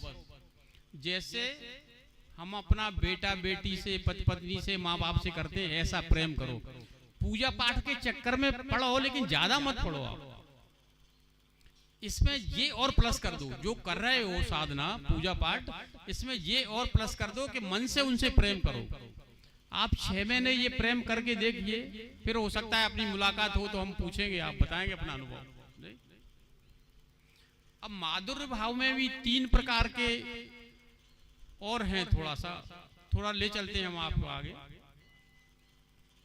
एक साधारण रति का रिश्ता होता है, एक समंजसा रति का रिश्ता होता है, एक समर्था रति का रिश्ता होता है। इनके उदाहरण देके हम आपको समझा देते हैं। साधारण रति का रिश्ता कुब्जा का था। कुब्जा ने भगवान से प्रेम किया, लेकिन उसने संसार नहीं मांगा था, उसने भगवान का विषय मांगा था। क्या? आपके दर्शन हो, आपके शब्द सुनने को मिले, आपका आलिंगन मिले, यानी श्री कृष्ण का विषय मांगा था, न कि संसार मांगा था। ये साधारण रति का। समंजसा रति का रिश्ता ऐसा होता है, 16,108 रानियां थी श्री कृष्ण की, ये उदाहरण है उसका। आधा सुख तुम भी और आधा सुख हम भी, जो पति पत्नी का संसार में 50-50 वाला। लेकिन इसके सबसे टॉप का है समर्था रति का, ये गोपियों का भाव था। नारद जी ने गोपियों के लिए एक सूत्र बना दिया यथा ब्रज गोपिका नाम, श्री कृष्ण के सुख के लिए ही उनसे प्यार करती थी, अपना सुख नहीं चाहती थी। तत् सुख सुखित्वम, उनका वो शरीर भी रखे थी तो इसलिए रखे थी कि वो उनके सुख के लिए, है ना। भगवान वेद व्यास ने भगवान शंकर को भागवत में सबसे बड़ा भक्त माना है श्री कृष्ण का। निम्न गायाम यथा गंगा देवा नाम अच्युतो यथा, वैष्णवा नाम यथा शंभु पुराणा नाम विदम तथा। 12वें स्कंद के 13वें अध्याय का 16वां श्लोक है ना, वैष्णवा नाम यथा शंभु। लेकिन नारद जी ने नहीं कहा ऐसा। नारद जी जो नारद भक्ति दर्शन बनाया उसमें कह दिया यथा ब्रज गोपिका नाम। अरे सबसे बड़ी भक्ति तो गोपियां थी, है ना। जब उनके पतियों ने महाराष्ट्र में जाने से रोका तो उन्होंने अपना शरीर छोड़ दिया। कितनी ताकत है, कोई ऐसा कर सकता है कि अपना शरीर छोड़ दे, लो तुम शरीर को खाओ हम चले, हैं? और ब्रह्मा विष्णु शंकर तो सब उनकी चरण धूल चाहते हैं। अब मैं उनका उदाहरण नहीं दे सकता, समय बहुत लगेगा, आगे अपने को चलना है नहीं? तो वो गोपियां हैं। फिर आगे कहते हैं, वेद कहता है सर्वे इंद्रिय गुणाभासम सर्वे इंद्रिय विवर्जितम सर्वस्य प्रभु मीशानम सर्वस्य सरलम सुहृद। उन भगवान की शरणागति करनी होगी। ये 3रे अध्याय का 17वां मंत्र है श्वेतासुर उपनिषद का। तमीशानम तम विश्वरूपम भवभूत मीड्यम स्वचित्त स्थित उपास्य पूर्वम। 6वें अध्याय का 5वां मंत्र श्वेतासुर उपनिषद। ये मंत्र भी यही कह रहा है कि उन भगवान की भक्ति करनी होगी जो संसार के निर्माता हैं, सृष्टिकर्ता हैं, सृष्टि का संहार करता है। ऐसे भगवान की कई विशेषण दिए हैं उनको। आगे कहते हैं तम ईश्वराणाम परमं महेश्वरम तम देवतानाम परमंच देवतम पतिम पतीनाम परमं परस्ताद विदाम देवम भुवनेश मीड्यम। 6वें अध्याय का 7वां मंत्र श्वेतासुर उपनिषद। वो श्री कृष्ण ईश्वरों के भी ईश्वर हैं, देवताओं के भी देवता हैं, पतियों के भी पति हैं। वो उन श्री कृष्ण की भक्ति करनी होगी तब कल्याण होगा, और कोई मार्ग नहीं है। यो ब्रह्म, मैंने अभी बोला था एक मंत्र, यो ब्रह्मांडम विदधात पूर्वम यो वै वेदांश प्रणोति तस्मै तद्वमहादेव मात बुद्धि प्रकाशम मुमुक्षुर वै सरलम हम प्रपद्ये। हम सबको उनकी शरणागति करना होगी तब काम बनेगा हमारा। श्वेतासुर उपनिषद 6वें अध्याय का 18वां मंत्र। तप प्रभावा देवा प्रसादाच, 6वें अध्याय का 21वां मंत्र। उनकी साधना करनी होगी, तपस्या करनी होगी तब वो कृपा करेंगे। तम दुर्दशम गूढ़म मनु प्रविष्टम गुहायतम गंभीरेष्टम पुराणम अध्यात्म योगाद गमेन देवम मत्वा धीरो हर्ष शोको जहाति। जब हम उनका ध्यान करेंगे तब वो हमारे ऊपर कृपा करेंगे, तब ये हमारे दुख निवृत्ति होगी। थोड़ा सा भागवत में आते हैं, मंत्र जो है ज्यादा टप पड़ते हैं। भागवत में वेद व्यास कहते हैं सवै पुंसाम परो धर्मो यतो भक्ति रधोच्छजे अहेतुक्य प्रतिहता ययात्मा संप्रसीदत। पहले स्कंद के 2रे अध्याय का 6वां श्लोक। उन भगवान की भक्ति करनी होगी, लेकिन भक्ति में 2 शर्तें हैं। क्या? निष्काम भक्ति करनी होगी, उनसे कुछ मांगना नहीं होगा, विशेष रूप से संसार नहीं मांगना होगा। दूसरी, निरंतर भक्ति करनी होगी, एक ये भी शर्त है। अगर कोई कहे कि हम व्रती हैं, व्रती 23 घंटा व्रत रखता है और 1 घंटे कुछ खा लेता है तो वो व्रती थोड़े ही माना जाएगा, है ना। तो उन भगवान की निरंतर भक्ति करनी होगी। और हम लोग तो क्या करते हैं, मुश्किल से 1 आध घंटे पूजा पाठ कर लेते हैं, उसमें भी मन कहीं दूसरी जगह रहता है ना। इंद्रियों से भक्ति होती रहती है। इसलिए हमको जो फायदा मिलना चाहिए, 10, 20, 50 साल हो गए करते करते पूजा पाठ, उसका फायदा नहीं मिला। क्यों नहीं मिला? क्यों? हमने मन नहीं लगाया। नहीं, हमारे यहाँ हजारों लाखों लोग समय देते हैं, 2-2 घंटे, 4-4 घंटे, लेकिन स्थिति वही है जो 20 साल पहले थे, 25 साल पहले थे। काम, क्रोध, लोभ, ईर्ष्या, द्वेष कुछ भी नहीं गया उनका। नहीं, क्यों नहीं गया? क्योंकि हमने मन से भक्ति नहीं की। हम केवल खाली इंद्रियों से भक्ति करते रहे ना। और वेद कहता है मन एव मनुष्याणाम कारणम बंध मोक्षयो। मन ही बंधन और मोक्ष का कारण है ना। मन से भक्ति करनी पड़ेगी। फिर वेदव्यास आगे कहते हैं,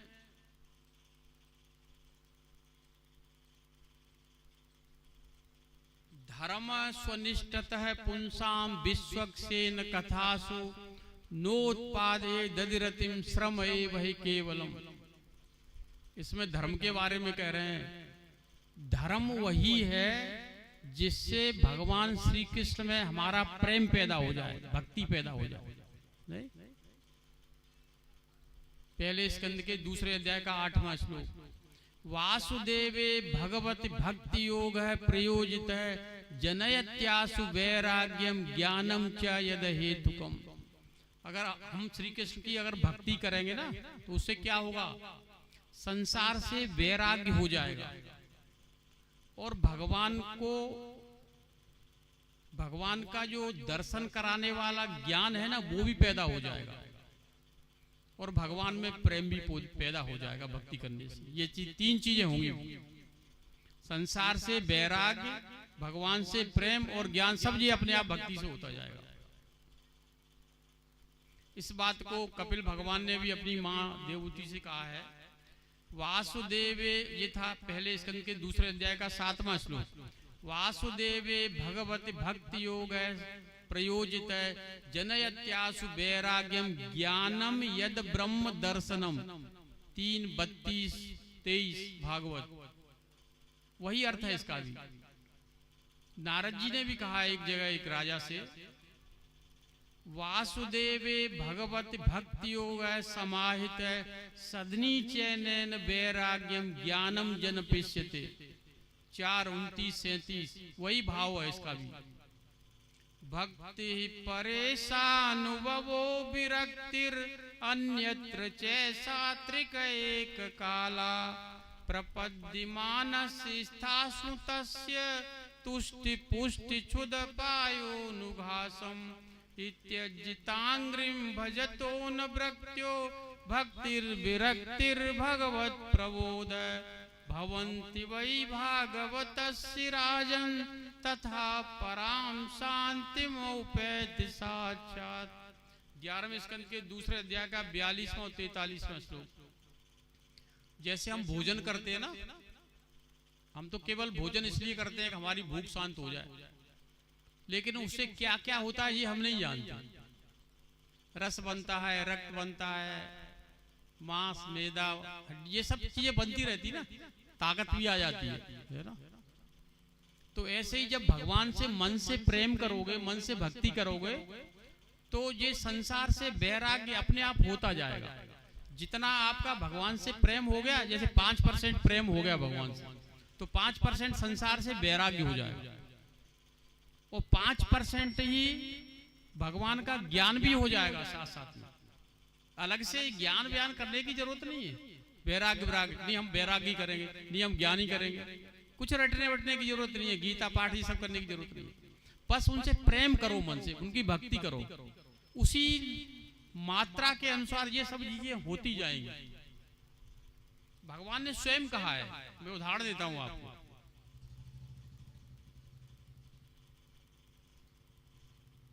मैं अर्पितम मनस सर्व काम विवर्जितम धर्मम ज्ञानम वैराग्यम ऐश्वर्यम चापे पद्धति। उद्धव से कहा है 11वें स्कंद के 19वें अध्याय का 25-22वां श्लोक। उद्धव, तुम मुझे केवल मन अर्पित कर दो। देखो, केवल मन, और सब कामनाएं छोड़ दो। धर्म वैराग्य ज्ञान सब कुछ अपने आप होता जाएगा। जो कितनी बढ़िया बात करिए, कितना सस्ता सौदा है, कुछ खर्च नहीं करना। अगरबत्ती लाते हो ना पैसा लगता है, घी लाते हो पैसा लगता है ना। और मन से भगवान की भक्ति करो, कोई पैसा भी खर्च नहीं होना है ना। कितना साधारण तरीका बता दिया, सरल तरीका बता दिया वेद व्यास। और फिर आगे कहते हैं श्री कृष्ण उद्धव से, तस्माद मद भक्ति युक्तस्य योगिनो वै मदात्मक न ज्ञानम न च वैराग्यम प्रायः श्रेयो भवेत्। ज्ञान वैराग्य के चक्कर में मत पड़ो, केवल मेरी भक्ति करो उद्धव। ये था 11वें स्कंद के 20वें अध्याय का 31वां श्लोक। आगे कहते हैं, यस्यास्ति भक्तिर भगवत किंचन सर्वैद गुणैस तत्र समाश्रिते। 5, 18, 12।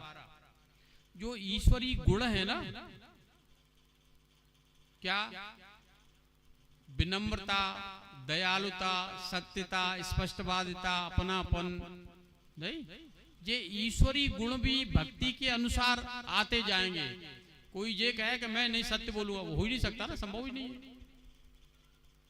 लेकिन जब भक्ति करोगे तो जिस मात्रा में भक्ति करते जाओगे उसी मात्रा में भगवती गुण ये स्वतः ही आते जाएंगे, अलग से कुछ करने की जरूरत नहीं। किसी ने प्रश्न किया, 3 ऋण है महाराज, वो कैसे उतरेंगे? 3 ऋण है ना, देव ऋषि भूतात्म नृणाम पितॄणाम न किंकरो नाय मृणी च राजन सर्वात्मनाया सरलम शरण्यम गतो मुकुंदम परिहर्ति कर्तम। 11वें स्कंद के 5वें अध्याय का 41वां श्लोक। ये 3 ऋण होते हैं, देव ऋण, ऋषि ऋण और पितृ ऋण। वेदों का अध्ययन करो, पुत्र पैदा करो, यज्ञ करो। लेकिन ये श्लोक कह रहा है, वेद व्यास कह रहे हैं, जो भगवान के शरणागत हो गया ना, उसको ये सब करने की जरूरत नहीं है, वो माफ कर देते हैं, क्योंकि वो तो शरणागत हो गया ना। भगवान की भक्ति कर रहा है, शरणागत हो गया, उसे कुछ करना ही नहीं। भगवान राम ने कहा है आध्यात्मिक रामायण में, मद भक्ति विमुखानाम शास्त्र गर्देश मुह्यतम न ज्ञानम न च वैराग्यम प्रायः श्रेयो भवेद्य। मेरी भक्ति से विमुख होकर कोई चाहे कि मुझे ज्ञान हो जाए, मोक्ष हो जाए, असंभव। ये भगवान राम के वचन है। और वेद व्यास कहते हैं, यद दुर्लभम यद प्राप्यम मनसो यन्न गोचरम तदप्य प्रार्थिते ध्यातो ददादि मधुसूदनम। श्री कृष्ण की केवल भक्ति करो, जो दुर्लभ है वो भी मिल जाएगा। यद दुर्लभम, जो अप्राप्य है वो भी प्राप्त हो जाए। संसारी वस्तु भी, पारमार्थ तो मिलेगा ही। अगर भक्ति करोगे तो संसार में भी चाहिए वो भी मिल जाएगा, लेकिन मांगो मत, अपने आप देंगे। अप्रार्थित हो, कहना भी नहीं पड़ेगा, वो तो सर्वज्ञ है, सब जानते हैं हमारा भक्त क्यों कर रहा है भक्ति। हमारा भक्त भक्ति क्यों कर रहा है, वो तो सर्वज्ञ है, सब जानते हैं। वो अपने आप देंगे जो जरूरत है वो, लेकिन कल्याण के लिए, जैसे नारद जी को दिया था ना। फिर आगे कहते हैं, ये पाप जो है कैसे समाप्त होंगे? तो नाम संकीर्तनम यस्य सर्व पाप प्रणाशनम प्रणामो दुख समनस्तम नमामि हरिम परम। 12वें स्कंद के 13वें अध्याय का 23वां श्लोक है। ये भागवत के 18,000 श्लोकों में अंतिम श्लोक है। भगवान का नाम संकीर्तन करो, गुण गाओ उनके, नहीं कोई भक्ति आ गई ना, तो ये सब पाप समाप्त हो जाएंगे। तो भागवत में तो बड़ा, गीता में तो बड़ा सुंदर कहा है ना, सर्वधर्मान परित्यज्य माम एकम शरणं व्रज अहम त्वाम सर्व पापेभ्यो मोक्षयिष्यामि मा शुचः। तेरे में सब पाप समाप्त कर दूंगा और मोक्ष दे दूंगा। 18वें अध्याय का 66वां श्लोक। केवल मेरी शरण में आ जाओ। जन्म कोटि कृतम पापम नश्यते नात्र संशय। भागवत महात्म्य अनंत जन्मों के मैं पाप समाप्त कर दूंगा। अरे हरेर नामन या शक्ति पाप निर्हरणे दुजय। भगवान के नाम में पाप समाप्त करने की इतनी शक्ति है कि पापी क्या पाप करेगा। एक बार नाम लेना शुरू तो करो। स्कंद पुराण में कहा है। फिर किसी ने कहा महाराज ये कर्म बंधनों से कैसे मुक्ति होगी, कर्म बंधन है ना ये। तो कहते हैं भिद्यते हृदय ग्रंथि छिद्यते सर्व संशया क्षीयन्ते चास्य कर्माण तस्मिन् दृष्टे परावरे। वेद कह रहा है 2:2:8 मुंडकोपनिषद। ये मंत्र, ये श्लोक भागवत में 3 जगह आया है। अंतिम 3 शब्दों में अंतर हुए बस होते हुए। भिद्यते हृदय ग्रंथि छिद्यते सर्व संशया क्षीयन्ते चास्य कर्माण सप्ताह श्रवणे कृते। 5वें अध्याय का 65वां श्लोक है भागवत महात्म्य। अगर एक सप्ताह कोई भागवत सुन ले, कथावाचकों से नहीं, कोई संत महापुरुष से, वास्तविक संत से, तो भिद्यते हृदय ग्रंथि, अंदर की ये सब ग्रंथियां समाप्त हो जाएंगी, सब कर्म समाप्त हो जाएंगे। उसका मन भगवान में लग जाएगा, है ना। लेकिन किसी संत महापुरुष से नहीं तो कई लोगों से हमने सुनी है, हमें कोई फर्क नहीं पड़ा, है ना। ऐसा नहीं। ये श्लोक फिर दूसरी आया है एक जगह, भिद्यते हृदय ग्रंथि छिद्यते सर्व संशया क्षीयन्ते चास्य कर्माण तस्मिन् दृष्टे परावरे। श्री कृष्ण कह रहे हैं उद्धव से 11वें स्कंद के 20वें अध्याय का 30वां श्लोक। सब उसका काम बन जाएगा भक्ति से। उद्धव एक बार वो करे तो यत कर्म भीर यत तपसा ज्ञान वैराग्य तस्येत योगेन दान धर्मेण श्रेयो भीरतरैर सर्वं मद भक्त योगेन मद भक्तो लभतेंजसा स्वर्ग अपवर्ग मध्यम 11, 20, 32, 33। जो कर्म धर्म का फल है स्वर्ग, वो भक्ति से मिल जाएगा। जो ज्ञानियों का फल है मोक्ष, वो भक्ति से मिल जाएगा। जो योगियों का लक्ष्य है सिद्धियां प्राप्त करना, भक्ति करत सोई मुक्ति गुसाई अनइच्छित आवत बरआई। लेकिन सगुण उपासक मोक्ष न लही। भगवान का भक्त तो मोक्ष चाहता ही नहीं है, वो तो सेवा चाहता है ना, प्रेम चाहता है बस भगवान से।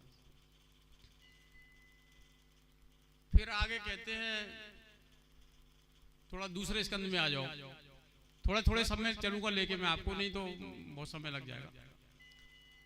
सुखदेव परमहंस कह रहे हैं परीक्षित से,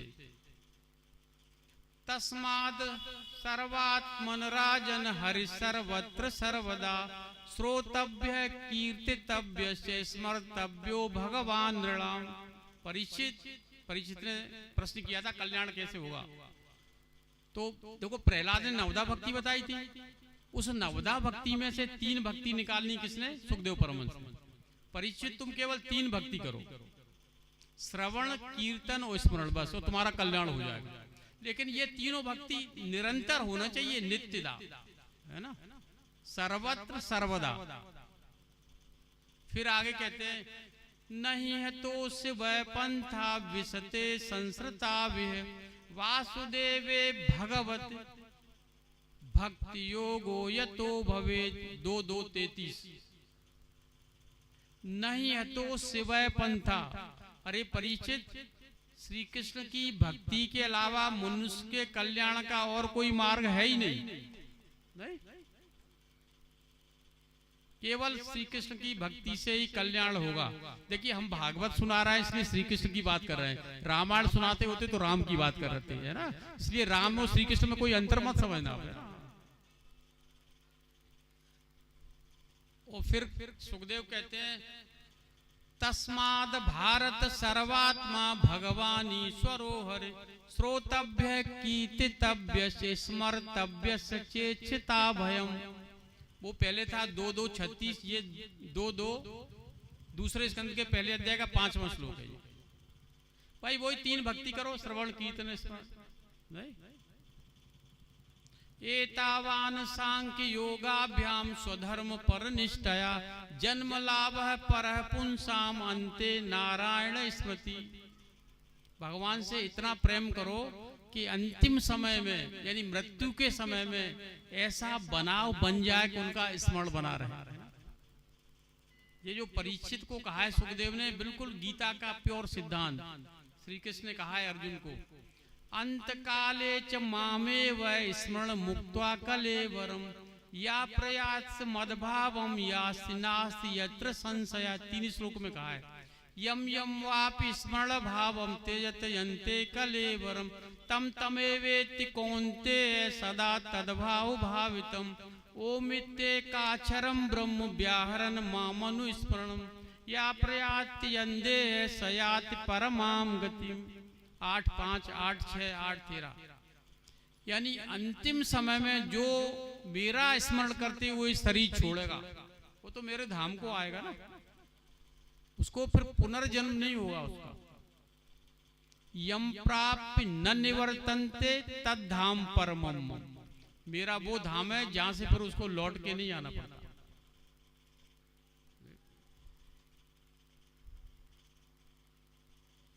आगे और चलते हैं। और सुखदेव परमहंस ये भी कह रहे हैं कि भाई ये मेरा मत नहीं है, केवल अपने पितामह भी यही कह रहे हैं। भगवान ब्रह्म कार्सेन त्रिरनवी मनीषया तदस्य कूटस्थो रतिरात्मन यदो भवे। 2:2:34 भागवत। ब्रह्मा जी कह रहे हैं कि मैंने चारों वेदों को 3 बार मथा है और एक निष्कर्ष निकाला है, केवल राधा कृष्ण से प्रेम करो बस, और कुछ मत करो। नहीं, वेदों को मथा ब्रह्मा जी ने, इधर शास्त्रों को मथा है वेद व्यास ने। वेद व्यास भी कह रहे हैं, क्या कह रहे हैं, आलोड़ सर्व शास्त्राणि विचार च पुनः पुनः इदमेकम सुनिष्पन्नम ध्येयो नारायणो हरि। उनका नारायण का ध्यान करो और कुछ मत करो। ये कहा है स्कंद पुराण में, ये लिंग पुराण में भी है श्लोक। स्मर्तव्यम सततम विष्णु विस्मर्तव्यो न जात सर्वे विद निषेधा सुरेतयोरेव किंकर। उन श्री कृष्ण का निरंतर ध्यान करो, उनका विस्मरण न हो पाए, बस ऐसा प्रेम करो उनसे, ऐसी भक्ति करो। वही वेदव्यास कहते हैं, मन निमित्तम कृतम पापम मद्धर्माय च कल्पते मामनादित्य धर्मों पे पापस्यान मत प्रभावित। पद्म पुराण।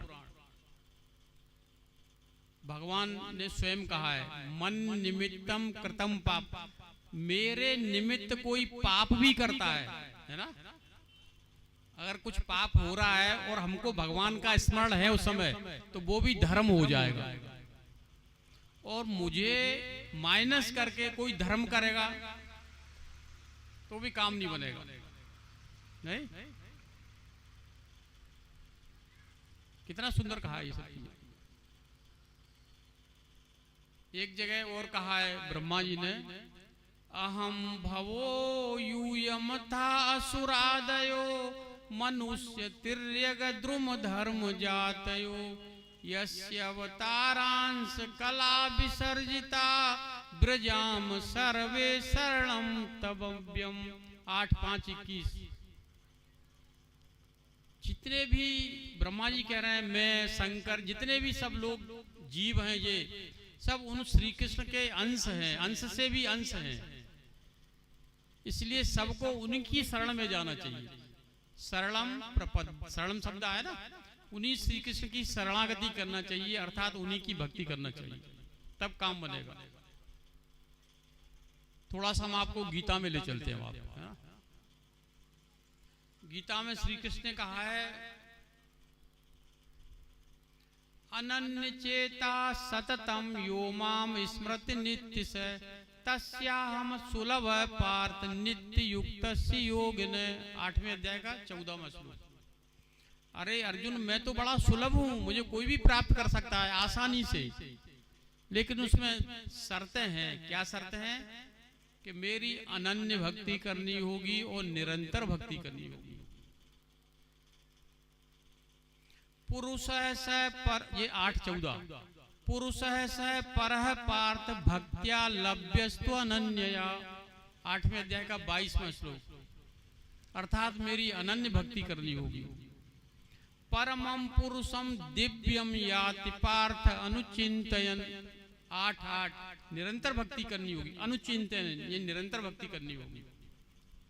तस्माद सर्वेषु कालेषु माम अनुस्मर युद्ध च।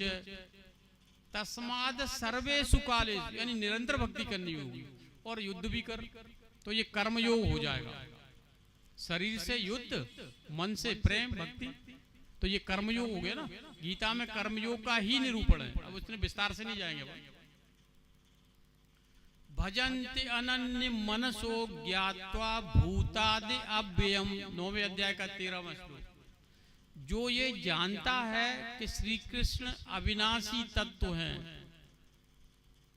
नित्य तत्व हैं, सनातन तत्व हैं, वो श्री कृष्ण की भक्ति ही करता है और कुछ कर ही नहीं सकता।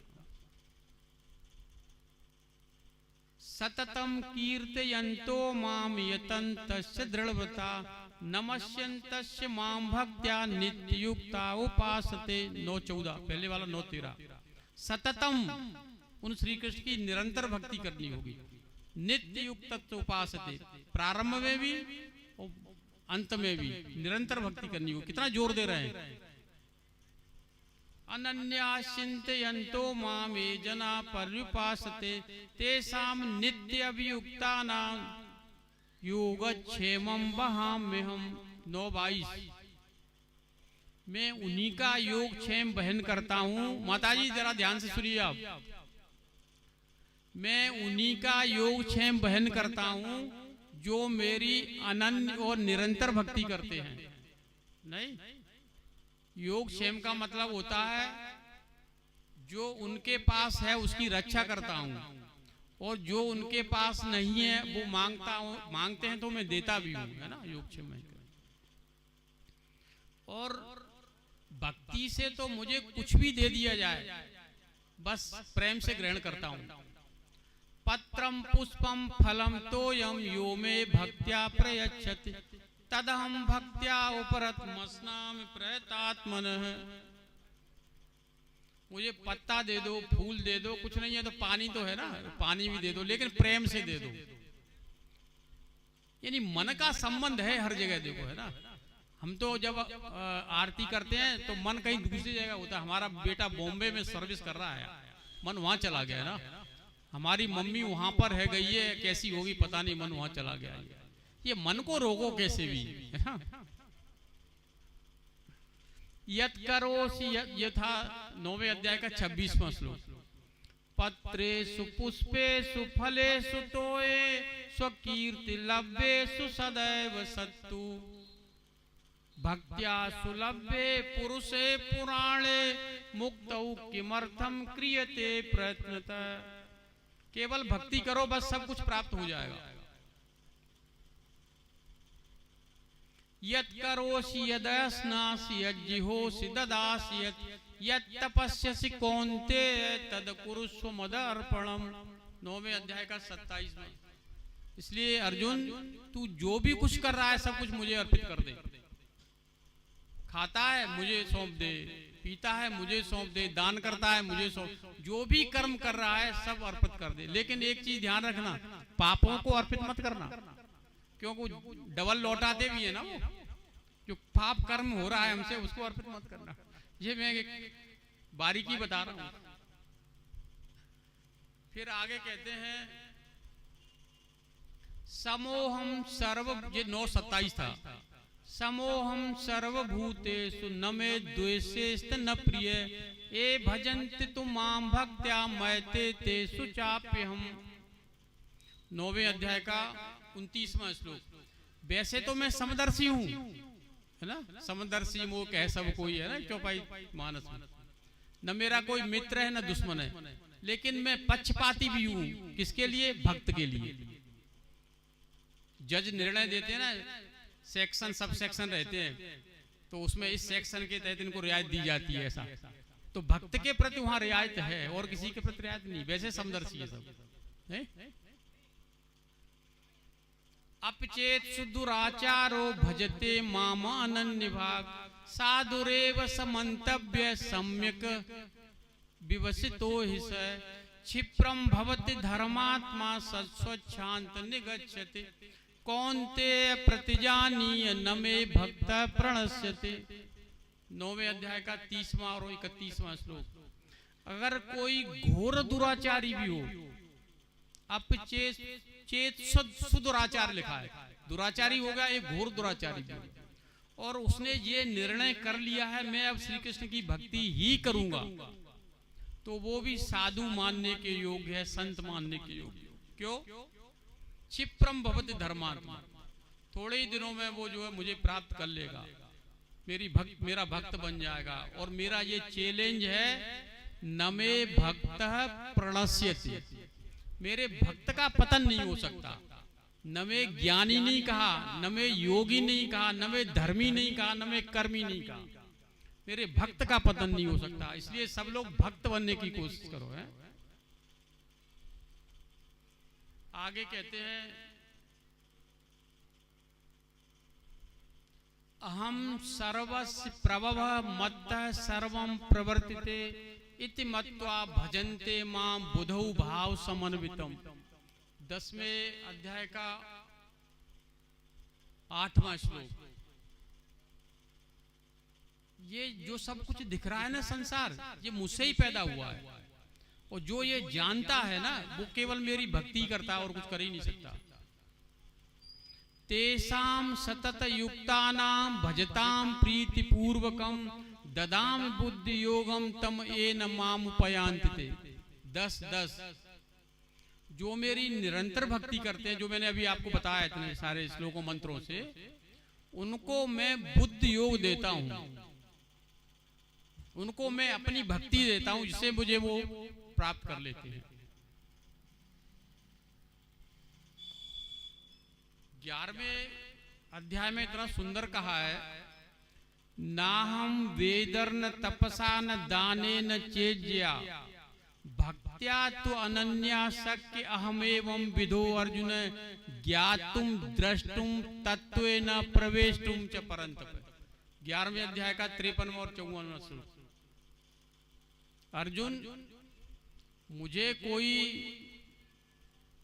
दान से यानी किसी साधन से प्राप्त नहीं कर सकता, केवल भक्ति से वो मुझे जान सकता है, देख सकता है, मुझ में प्रवेश हो सकता है।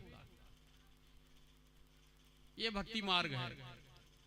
ये एक वेद मंत्र है, उसका अनुवाद किया है वेद अभ्यास ने। बताने वाले तो गीता के भी वही हैं, भागवत के भी वही हैं, वेदों का विभाजन करने वाले भी वही है ना।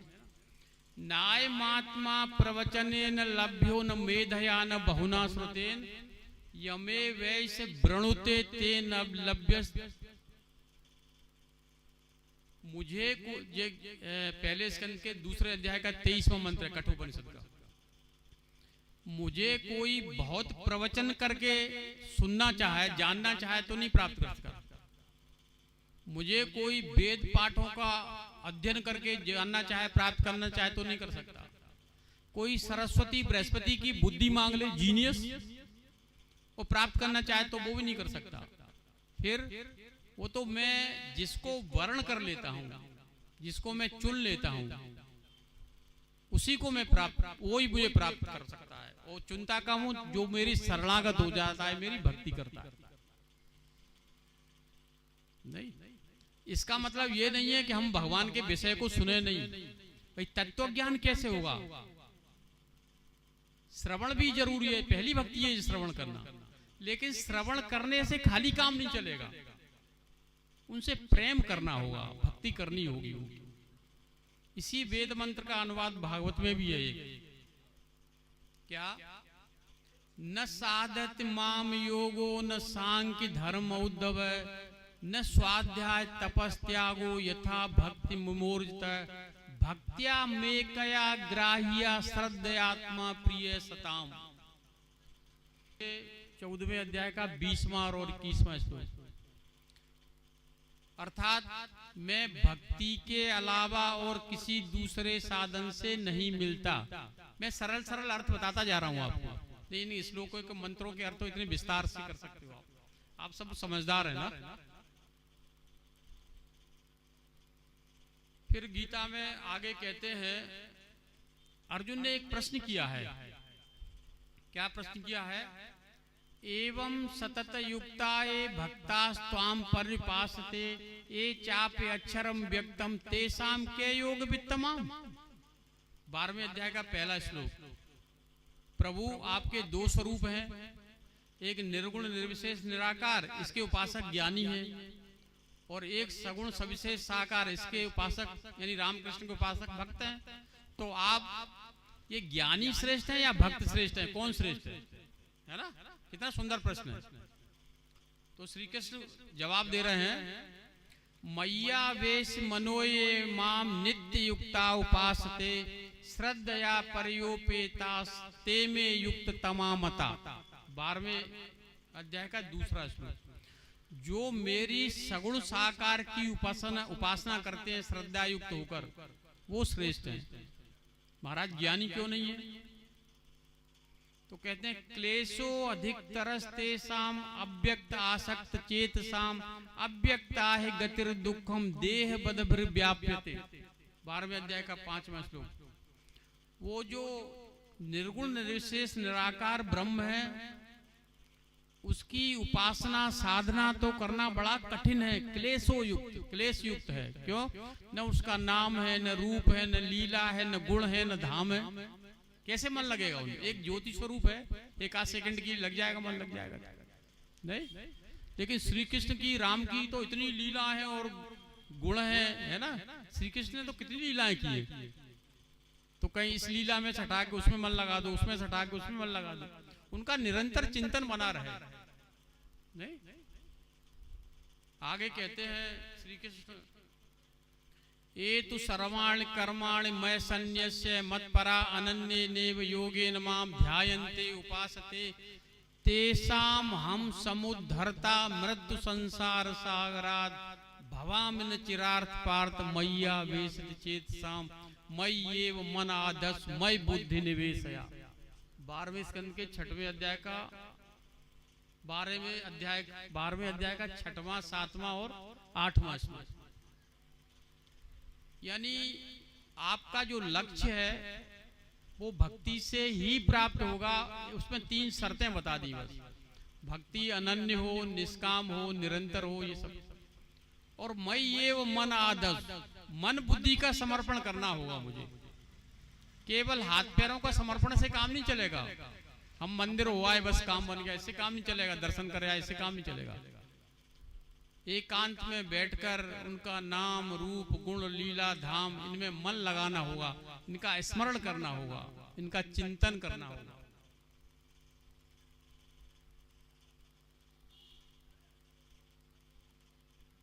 फिर आगे कहते हैं, समय देखो क्या हुआ, मानस में आ जाते हैं। 1.5 घंटा हो गया। चलिए मानस तो सुनाई देते थोड़ा सा। मानस में भगवान राम ने बड़ा सुंदर कहा है, जाते वेग द्रवों में भाई सो मम भगति भगत सुखदाई। ठीक है, ये चौपाई तो सब पढ़ते हो, जानते हो। भक्ति के साधन काऊ बखानी सुगम पंथ मोय पावै प्राणी। भक्ति तात अनुपम सुख मूला मिले जो संत होए अनुकूला। शर्त है इसमें भी, संत होए अनुकूल तब मिलेगी। और जब संत मिल जाए तो संत चरण पंकज पद प्रेमा मन क्रम वचन, है ना जी, आ गया ना सब। भक्ति करनी होगी संतों की। श्रवणादिक नव भक्ति दृढ़ाई, मम लीला रत अति मन माही। यही कर फल पुनि विषय विरागा, तब मम धर्म उपज अनुरागा। जब संतों की भक्ति करोगे तब फिर मेरा भागवत धर्म आपके अंदर अपने आप पैदा हो जाएगा, सब कुछ बनने लगेगा। नहीं,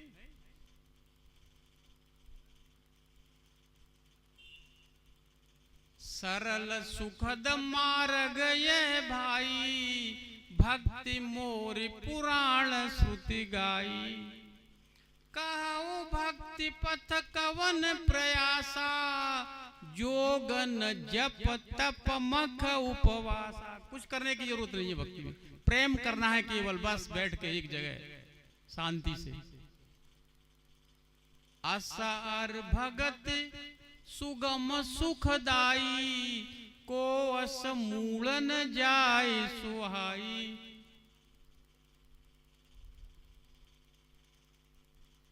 निर्मल मन जन सो मोय पावा, मोय कपट छल छिद्र न भावा।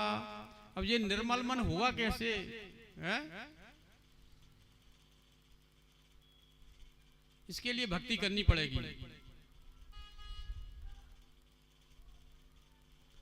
राम है केवल प्रेम प्यारा, जान ले जो जानन हारा।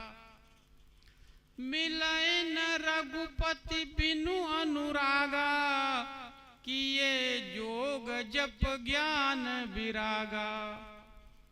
यही कलिकालन साधन दूजा, योग यज्ञ जप तप व्रत पूजा। केवल प्रेम करो, ये सब की जरूरत नहीं है। कल युग योग यज्ञ नहीं ज्ञाना,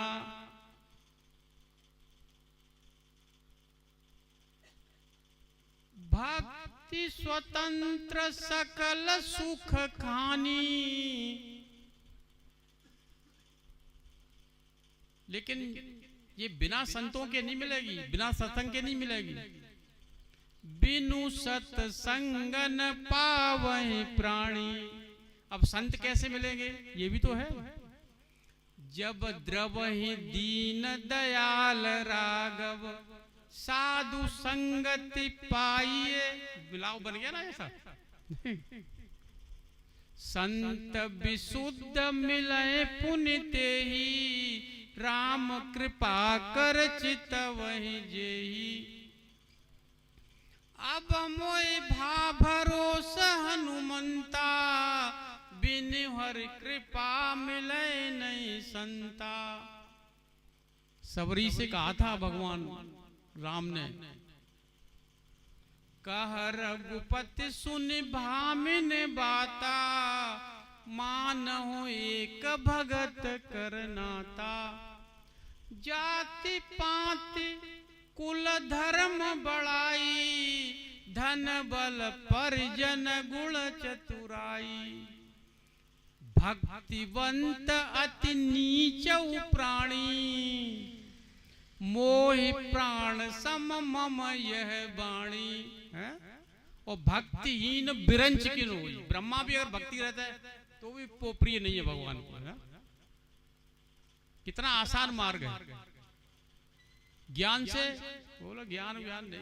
तुलसीदास जी कहते हैं, कहत कठिन समुझत कठिन, साधन कठिन विवेक, होए गुणाचर न्याय यूं पुनि प्रत्युहने। ज्ञान की पंथ कृपाण की धारा, परत खगेशन लागई बारा। अरे ज्ञानियों को तो यानी क्या क्या कहा है तुलसीदास जी ने, हम आपके सामने कहेंगे तो आपको क्रोध आ जाएगा, है ना।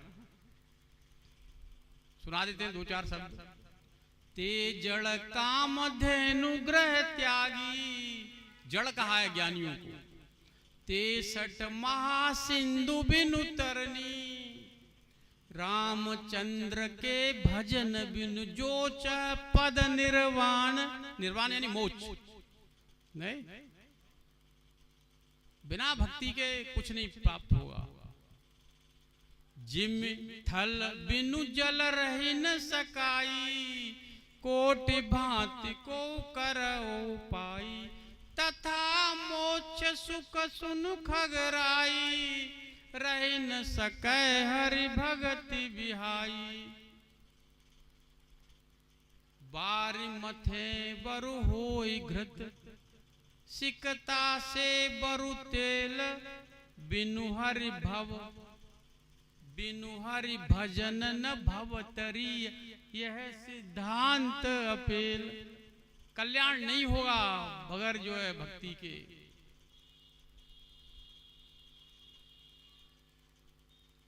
ज्ञान से भी काम नहीं चलेगा, धर्म का भी सुन लो थोड़ा, और ग्रंथों में नहीं जाएंगे, मानस ही सुना देते हैं। धर्म एक जग में नहीं दूजा, मन क्रम बचन राम पद पूजा। सो सब धर्म कर्म जर जाऊ, जहान राम पद पंकज भाव। आ गई भक्ति, है ना।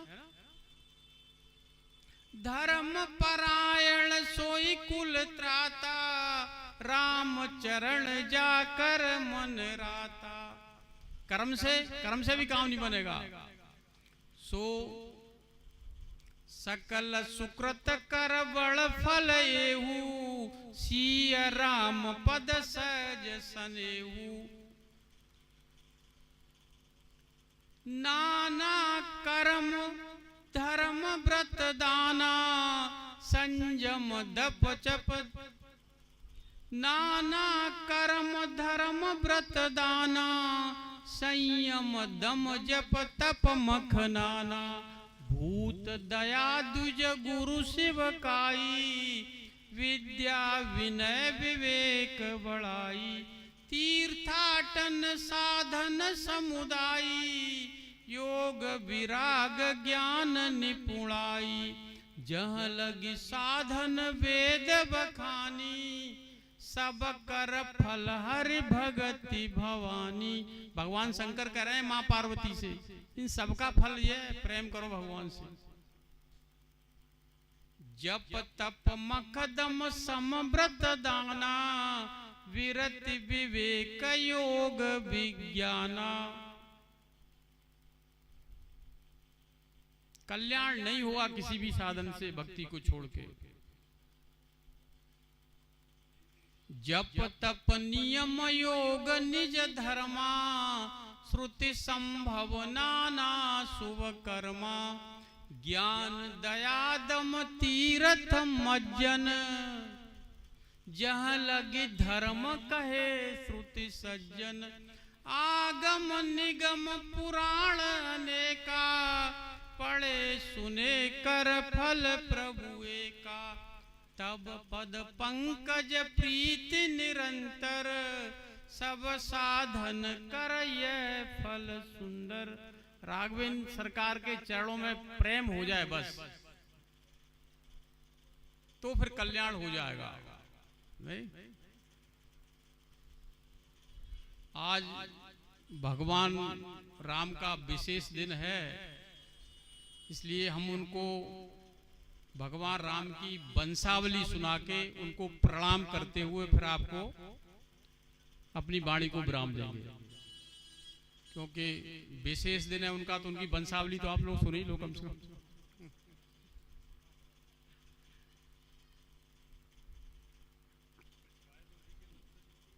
हाँ, इसलिए सुना रहे।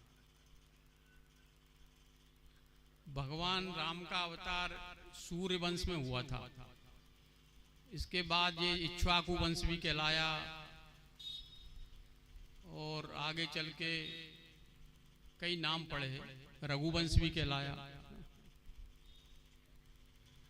भगवान नारायण की नाभि कमल से ब्रह्मा प्रकट हुए, और ब्रह्मा के मन से मरीचि ऋषि प्रकट हुए। मरीचि का विवाह जो है कला से हुआ था। ये कला करदम और देवहूति की पुत्री थी। इनके यहाँ कश्यप पैदा हुए, कश्यप का विवाह अदिति से हुआ था, दक्ष नंदिनी, मैंने अभी बताया था आपको। इनके यहाँ विवस्वान पैदा हुए, विवस्वान यानी सूर्यदेव, और विवस्वान का विवाह संज्ञा से हुआ था। इनके यहाँ श्राद्ध देव पैदा हुआ, श्राद्ध देव का विवाह श्रद्धा से हुआ था। इनके 10 पुत्र हुए, इक्ष्वाकु, नृग, सर्याति, दिष्ट, धृष्ट, करूस, नरस्यन, प्रसद्र, नभग और कवि, ये 10 पुत्र हुए। इक्ष्वाकु के 100 पुत्र थे, लेकिन उनमें 3 प्रमुख थे, विकुक्षी, निमि और दंडक। विकुक्षी के पुत्र थे पुरंजय, पुरंजय के पुत्र थे अनैना, अनैना के पुत्र थे पृथु, पृथु के पुत्र थे विश्वरंद, विश्वरंद के पुत्र थे चंद्र, चंद्र के पुत्र थे चंद्रोनासु, चंद्रोनासु के पुत्र थे साबस्त, साबस्त के पुत्र थे बृहदस्सु, बृहदस्सु के पुत्र थे कुवलयासु, कुवलयासु के पुत्र थे दृढ़ासु, दृढ़ासु के पुत्र थे हरिश्सु, हरिश्सु के पुत्र थे निकुंभ, निकुंभ के पुत्र थे बृहणासु, बृहणासु के पुत्र थे कृशासु, कृशासु के पुत्र थे सैंजित, सैंजित के पुत्र थे युवनासु, युवनासु के पुत्र थे मानधाता, नाम सुना होगा। मानधाता के 50 पुत्रियां थी जो सौवरी ऋषि को ब्याही थी, और उनके 3 पुत्र थे, पुरुकुत्स, मुचकुंद और अम्बरीश। ये दूसरे अम्बरीश हैं, वो अम्बरीश नहीं। पुरुकुत्स के पुत्र थे त्रसदस्सु, त्रसदस्सु के पुत्र थे अनरण्य, अनरण्य के पुत्र थे हरेशु, हरयस्सु, हरेशु या हरेशु की बात। हरयस्सु के पुत्र थे अरुण, और अरुण के पुत्र थे त्रिबंधन, त्रिबंधन के पुत्र थे सत्यव्रत, सत्यव्रत के पुत्र थे हरिश्चंद्र। ये नाम सुना होगा आपने हरिश्चंद्र का, है ना। ये सूर्यवंश बता रहा हूं ना। हरिश्चंद्र के पुत्र थे चंप, नहीं रोहित, हरिश्चंद्र के पुत्र थे रोहित, और रोहित के पुत्र थे हड़ीत, हड़ीत के पुत्र थे चंप, चंप के पुत्र थे सुदेव, सुदेव के पुत्र थे विजय, विजय के पुत्र थे व्रक, व्रक के पुत्र थे वाहुक, और वाहुक के पुत्र थे सगर, है ना। सगर का नाम सुना होगा आपने। इनकी 2 पत्नियां थी, एक सुमति जिससे 60,000 पुत्र पैदा हुए थे, कपिल मुनि ने भस्म कर दिए थे सदा। और एक पत्नी थी इनकी केसनी, जिससे असमंजस हुए थे। सगर के पुत्र असमंजस, असमंजस के पुत्र अंशुमान, अंशुमान के पुत्र दिलीप, दिलीप के पुत्र भगीरथ, भगीरथ के पुत्र थे श्रुत, श्रुत के पुत्र थे नाभ,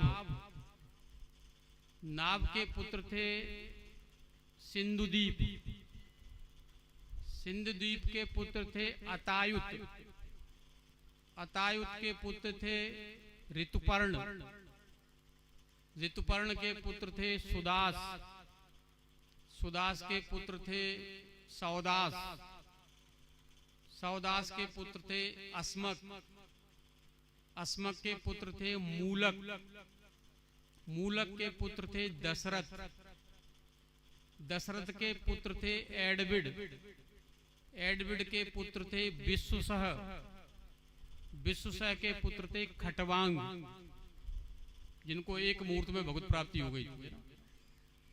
खटवांग के पुत्र थे दीर्घवायु दिलीप, दिलीप के पुत्र थे रघु, रघु के पुत्र थे अज, अज के पुत्र थे दशरथ। इन दशरथ की 3 पत्नियां थी, कौशल्या, सुमित्रा और केकई। केकई के पुत्र हुए भरत, जिनका विवाह मांडवी से हुआ। इनके 2 पुत्र हुए, तच्छ और पुष्कल। सुमित्रा के 2 पुत्र थे, शत्रुघ्न और लक्ष्मण। लक्ष्मण का विवाह उर्मिला से हुआ। इनके भी 2 पुत्र थे, अंगद और चित्रकेतु। शत्रुघ्न का विवाह श्रुतकीर्ति से हुआ। इनके भी 2 पुत्र थे, सुबाहु और श्रुतसेन। और भगवान राम का विवाह सीता से हुआ। इनके भी 2 पुत्र थे, कुश और लव। कुश की 7वीं पीढ़ी में बृहद्रथ हुए, 27वीं पीढ़ी में। कुश की 27वीं पीढ़ी में बृहद्रथ हुए, जो कौरवों की तरफ से युद्ध किए थे, अभिमन्यु ने जिनको मारा था। और बृहद्रथ की 30वीं पीढ़ी में सौमित्र हुए। ये कुश वंश के अंतिम शासक थे। ये मैंने पूरी आपको राम की वंशावली सुना दी। बोलिए श्रीमद सदगुरु सरकार की जय, श्रीमद युगल सरकार की जय, श्रीमद राघवेंद्र सरकार की जय। जय जय श्री राम।